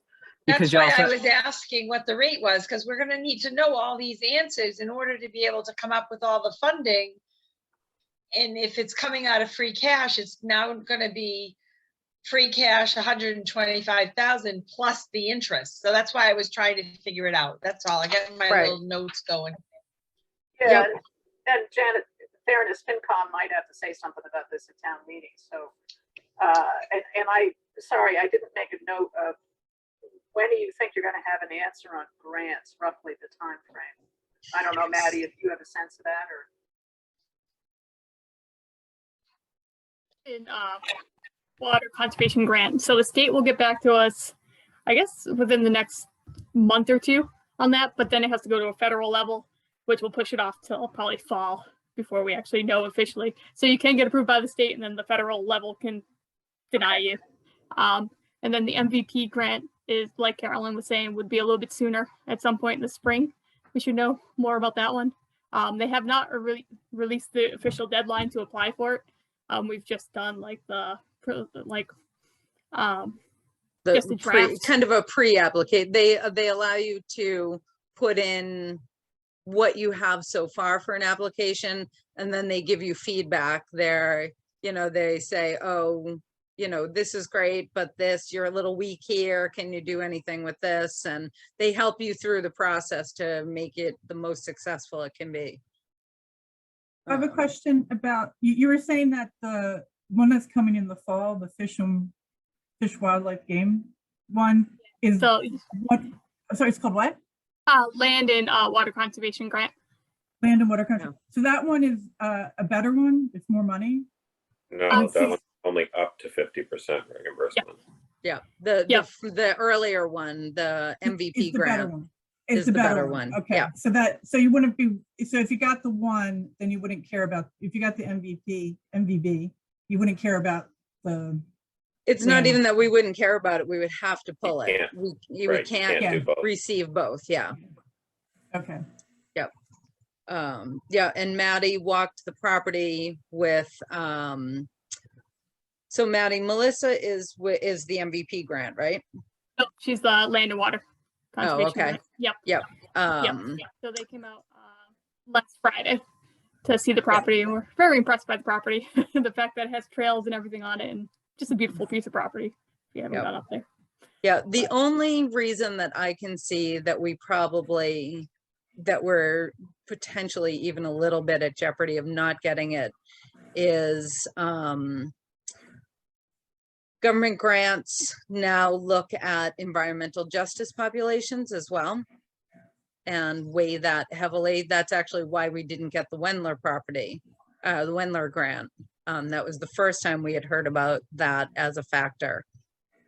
What does that mean, Carolyn? So populations that are disadvantaged in one way or another. So it could be handicapped populations, it could be low income, minorities. But what Margaret pointed out to us recently is that elderly populations are also considered environmental justice populations. So Janet, back to your comment about the selling the lots. If we don't get the MVP grant, in order to, which it doesn't rely as heavily on the environmental justice factors as the other one, we are talking about using that flat space at the corner of Lyman and Linden to put in some flat walking trails, maybe with some benches and a garden. We were talking about also doing some, oh, Maddie, help me out here. Like kiosks and educational boards and stuff through the walkway. Yeah. So that it would be more accessible for the elderly population, that would therefore make us more qualified for the grant. Which would boost our environmental justice portion of the grant application. Yeah, Is exactly. Is it a descriptor, or does it come down to a calculation of your population and the benefit, the dollars that you're looking for? I mean, is there, or is it literally just writing the words and having them buying it? It's writing the words and including a plan for, for something like that. If we were to do some flat walking trails and everything, we would have to come up with a plan, which Sudbury Valley trustees will definitely help us prepare. So we won't have to hire an outside agency and incur costs with that. And, but in theory, you mean you could be competing with another town that had a higher population that would be servicing more people, and they might get more bang for their buck, and so they could maybe allocate the money correct to another town. I mean, and it's only, is it only towns that are asking for this? Is it, I mean, these grants, is this only, is it only as opposed to cities? Yeah, well, no, I guess I just mean that individuals don't apply for these, or correct. Yeah. Correct. Okay. Yep. And so one of the great advantages we have on this is that keeping that parcel, that the greater Mount Pisgah area, including Rack Meadow, which is just over the line in Boylston, the conservation land that's in Northborough, what we already have, this whole entire area has been on the state radar since the late 70s as an environmentally important piece of property to keep whole. So, the 100 acres just to the south that we bought, the Oberg purchase, that was about 100 acres, and we did get a land grant for that, a reimbursement grant. So I'm hoping that the importance of this piece will, and that it finishes this larger piece of conservation area, this larger piece of connected environment, that will weigh heavily in our favor. Right.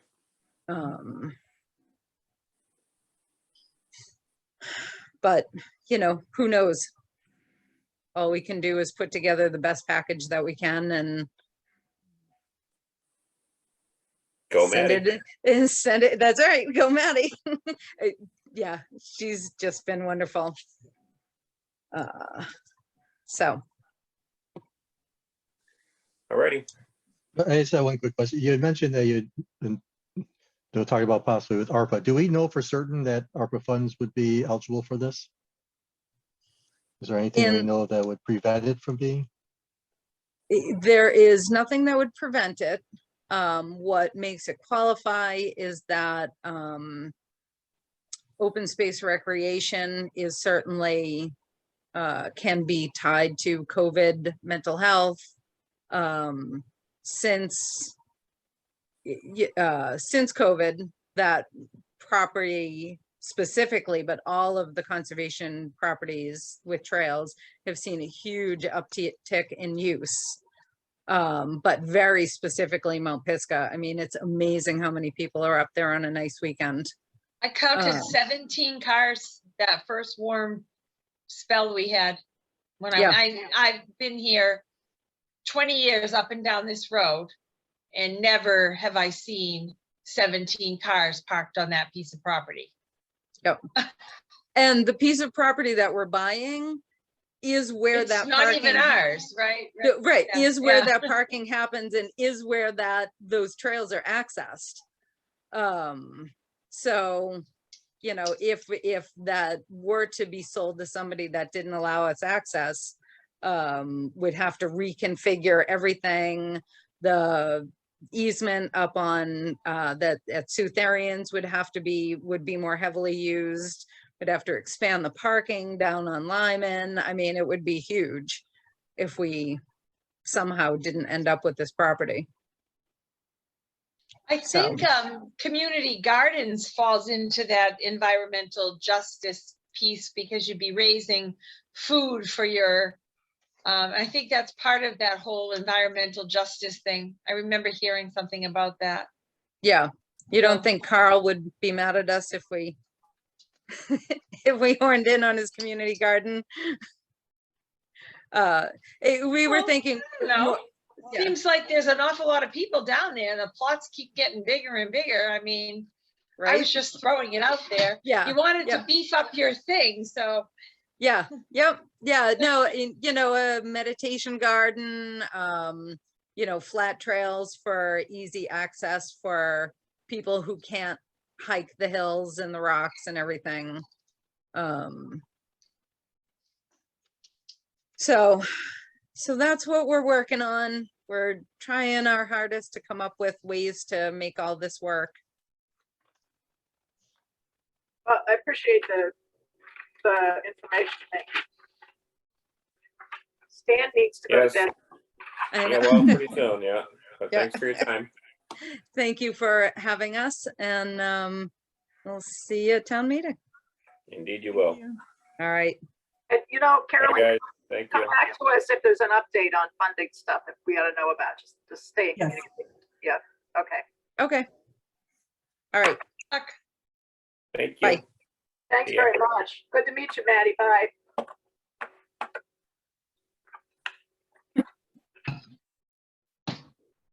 All right, so what do we want to, how do we want to handle this the whole school business? Do we need to, well, I mean, I guess we're gonna be taking our votes and doing our stuff, so we don't need to address it tonight, but, Stan, I think we're kind of stuck, aren't we? We just need, I don't think there's a lot of play here. Mary, you're all broken up. I couldn't hear what you said. Sorry. I'm sorry. I don't think we have a lot of play with the school budget. I think it's pretty well mandated.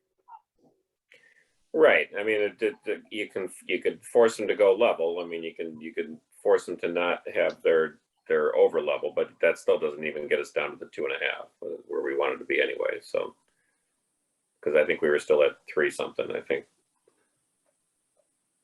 At their level. I missed probably the first 10 minutes. Did they indicate at any point exactly, other than dollar amounts they have to cut, description of something that they would be cutting?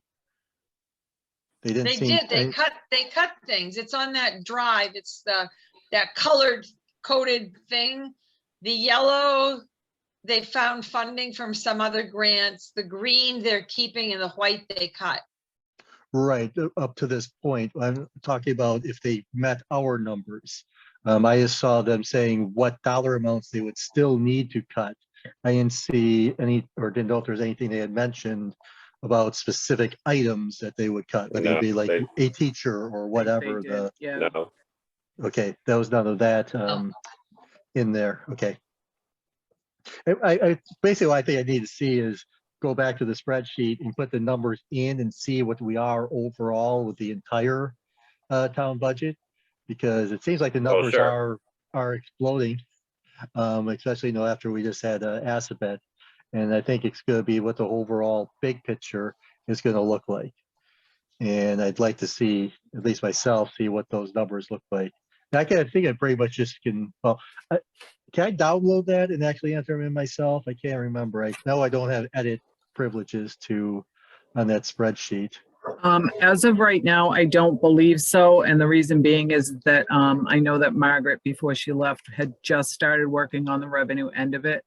So right now, the revenues are not in there on the spreadsheet if you look at the revenue end of it as of right now. But Okay. I'm going to be talking to Margaret this week to see what her plan is as to how her time is going to be and when she can start coming back a little bit. So hopefully within the next couple of weeks that you'll have something, because as of next week, you don't have any appointments. Right. But I did, I don't know if I gave you the most recent one, as far as what the Board of Selectmen have approved so far, as far as the spreadsheet goes. I can take another look at that and put that up for you. So that you So can at we're least not take a gonna, look. we're not gonna speak to the assessors again? I thought, for some reason, I thought we were. No? I think so. What? I think they had come back, was it? Twice. Well, the assessors have been twice, but I think the one question would be like fire, because I know they're looking for a full-time position that wouldn't start till mid-year in the next fiscal year. Yeah, I can't speak for Margaret on that, but I'm thinking that could turn into a hold as far as until we know what the mitigation funds are looking like as far as them physically coming in, because that would have to be a permanent expense. So there'd have to be something to offset that, because even though he's only bringing in a half a year, it's still another full-time person. I know that, I think it was Scott that had recommended that it go on for the townspeople to decide, but it would be nice to be able to figure out how we were going to fund it, as well as some of the other positions that are hurting, kind of like conservation agent, and there's a few others too. So, and the school is a really big chunk Mhm. of what Yeah, I was mean, it's available. So like a third of the budget. if not more than a third, actually. I think it's Yeah. like They're- that. I think it's Yeah, that. they're like, We have the half on the school. Didn't they say 7 million and we're about 14 revenue? Over 14 revenue? Yeah, so it's about half. Yeah, I didn't realize it was 7 was our. oh, was it, does that include Assabet though also? Assabet's in that same group, but No, that's just the, I thought. I'm looking Yeah. at the, they talked about tonight in fiscal year 23, 7,160,000. Yeah.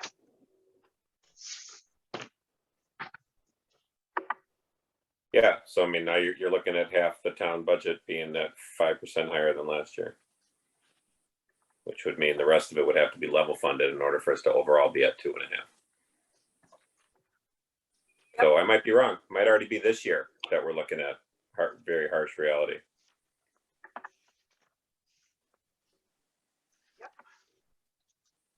Backtrack for a second. When you're talking about the positions and town meeting, you mentioned the position that the fire department wants. Another, Yeah. you're saying that they have to go to town meeting for approval? no, well, that was Well- just the question as far as, do we just cut it, or do we let the taxpayers decide if they want to increase the taxes to cover something like that? It was just a thought that he had put out there. It wasn't a vote. They haven't actually voted on the fire department yet. Okay, and when you say he, that was Scott, Scott Hawkins? Hawkins? Yes, Or Scott? Okay, on the select board, okay. Yeah. Because we have a Scott too. yes. Sorry. Okay. So But then again, what, that has Sorry, go. not come back to the board, just hopefully when Margaret gets back. so then what are our thoughts on next week then? Do we have action items? Should we start looking at the budget, or should we have, what are people's thoughts on that? I mean, I'd like to suggest that you possibly start taking a look at the budgets that the Board of Selectmen have already approved. To at least look at them. If there's any that you definitely can say yes to, that would be wonderful. At least it'd start the process. Or bring up some other ideas if we need to relook at any of them that have already been approved.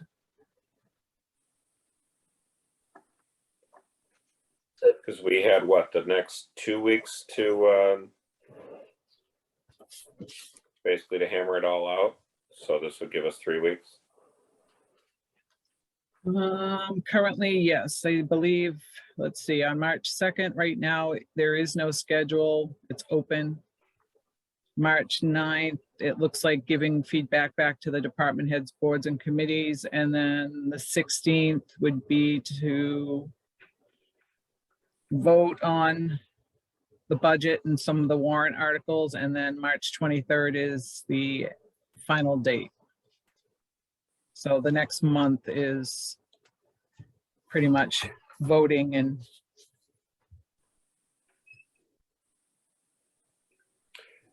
Yeah, so it sounds like we should that we should meet next week and look at the stuff that they've approved.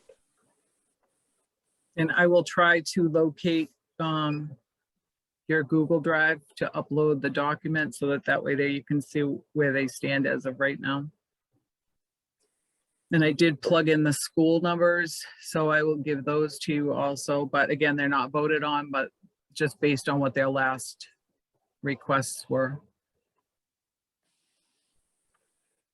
Okay, and then we do we need to post that, or are we already posted for? We're not. Are we posted for a meeting next week? We're I think- posted for a meeting next week. And I finally have credentials. Woo! So I have the Yay! power, I have done it. I have the power to edit. So. That's exciting.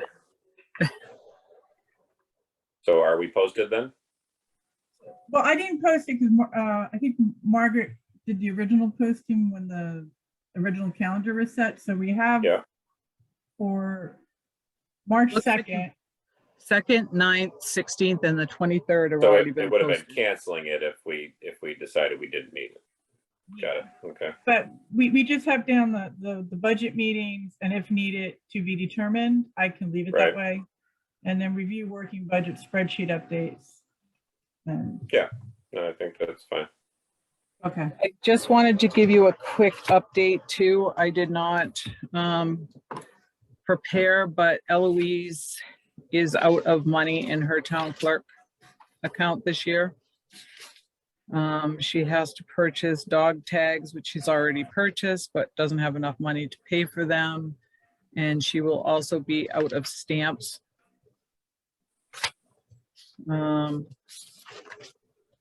So it looks like she's probably going to be asking for between $1,000 and $1,500. But as of right now, I'm not sure on how we want to handle it as far as the reserve funds transfer goes, because normally Margaret would sign off on them. So I'm going to check with her as far as what she wants to do with that. And I also spoke with Fred, and where this is his first year with snow and ice. It looks like he's going to have, after this last load of salt, I don't know what it is they use now. He says he's going to have about $16,000 left. So I'm thinking probably after this storm, we'll have a better feel for where he is on that. So I'll keep you posted as far as if we're going to have to do any snow and ice deficit spending paperwork. Okay, and so I'm sorry, what is the mechanism on that again? So if we do need to do it, It's pretty much, we're gonna write up a letter to send to both you and the selectmen, and you both have to approve it before we can officially start to spend money that he doesn't actually have appropriated right now. right? And it doesn't end up coming out of reserve fund, it just ends up, We can either do that, or we so we can do. can end do it of- that way, right? Yeah. The end of the year, we can also, if there's other accounts that have funding Yeah. sources in it, we can transfer the money the last 2 months of the year. And then worst case is if we didn't have anything there and we didn't want to do a reserve fund, it's what, go to town meeting and I could actually put a placeholder on there just to have for this fiscal year's portion of it, put something in there that we could appropriate it from free cash if we needed to. so that just would come from free cash, okay? Or if we decide to choose, we don't want to fund it at all, it would go on next year's recap sheet and tax the taxpayers, but it would be better for everybody, I think, if we did it within our budget this year. Okay, So that's all the happy news I have for you tonight. yeah, yahoo. All right, so we'll plan on next week, 7:30. We'll review our look to the Google Drive. Yeah, and just, Scott, I just went in and played around. You could download the budget copy if you want to play with it. Yeah, I just did that to, Okay. I was able, And it looks like it's marked to show where the select board has done approvals already. yes. And it's just a matter of, inserting numbers and seeing what the totals start looking like.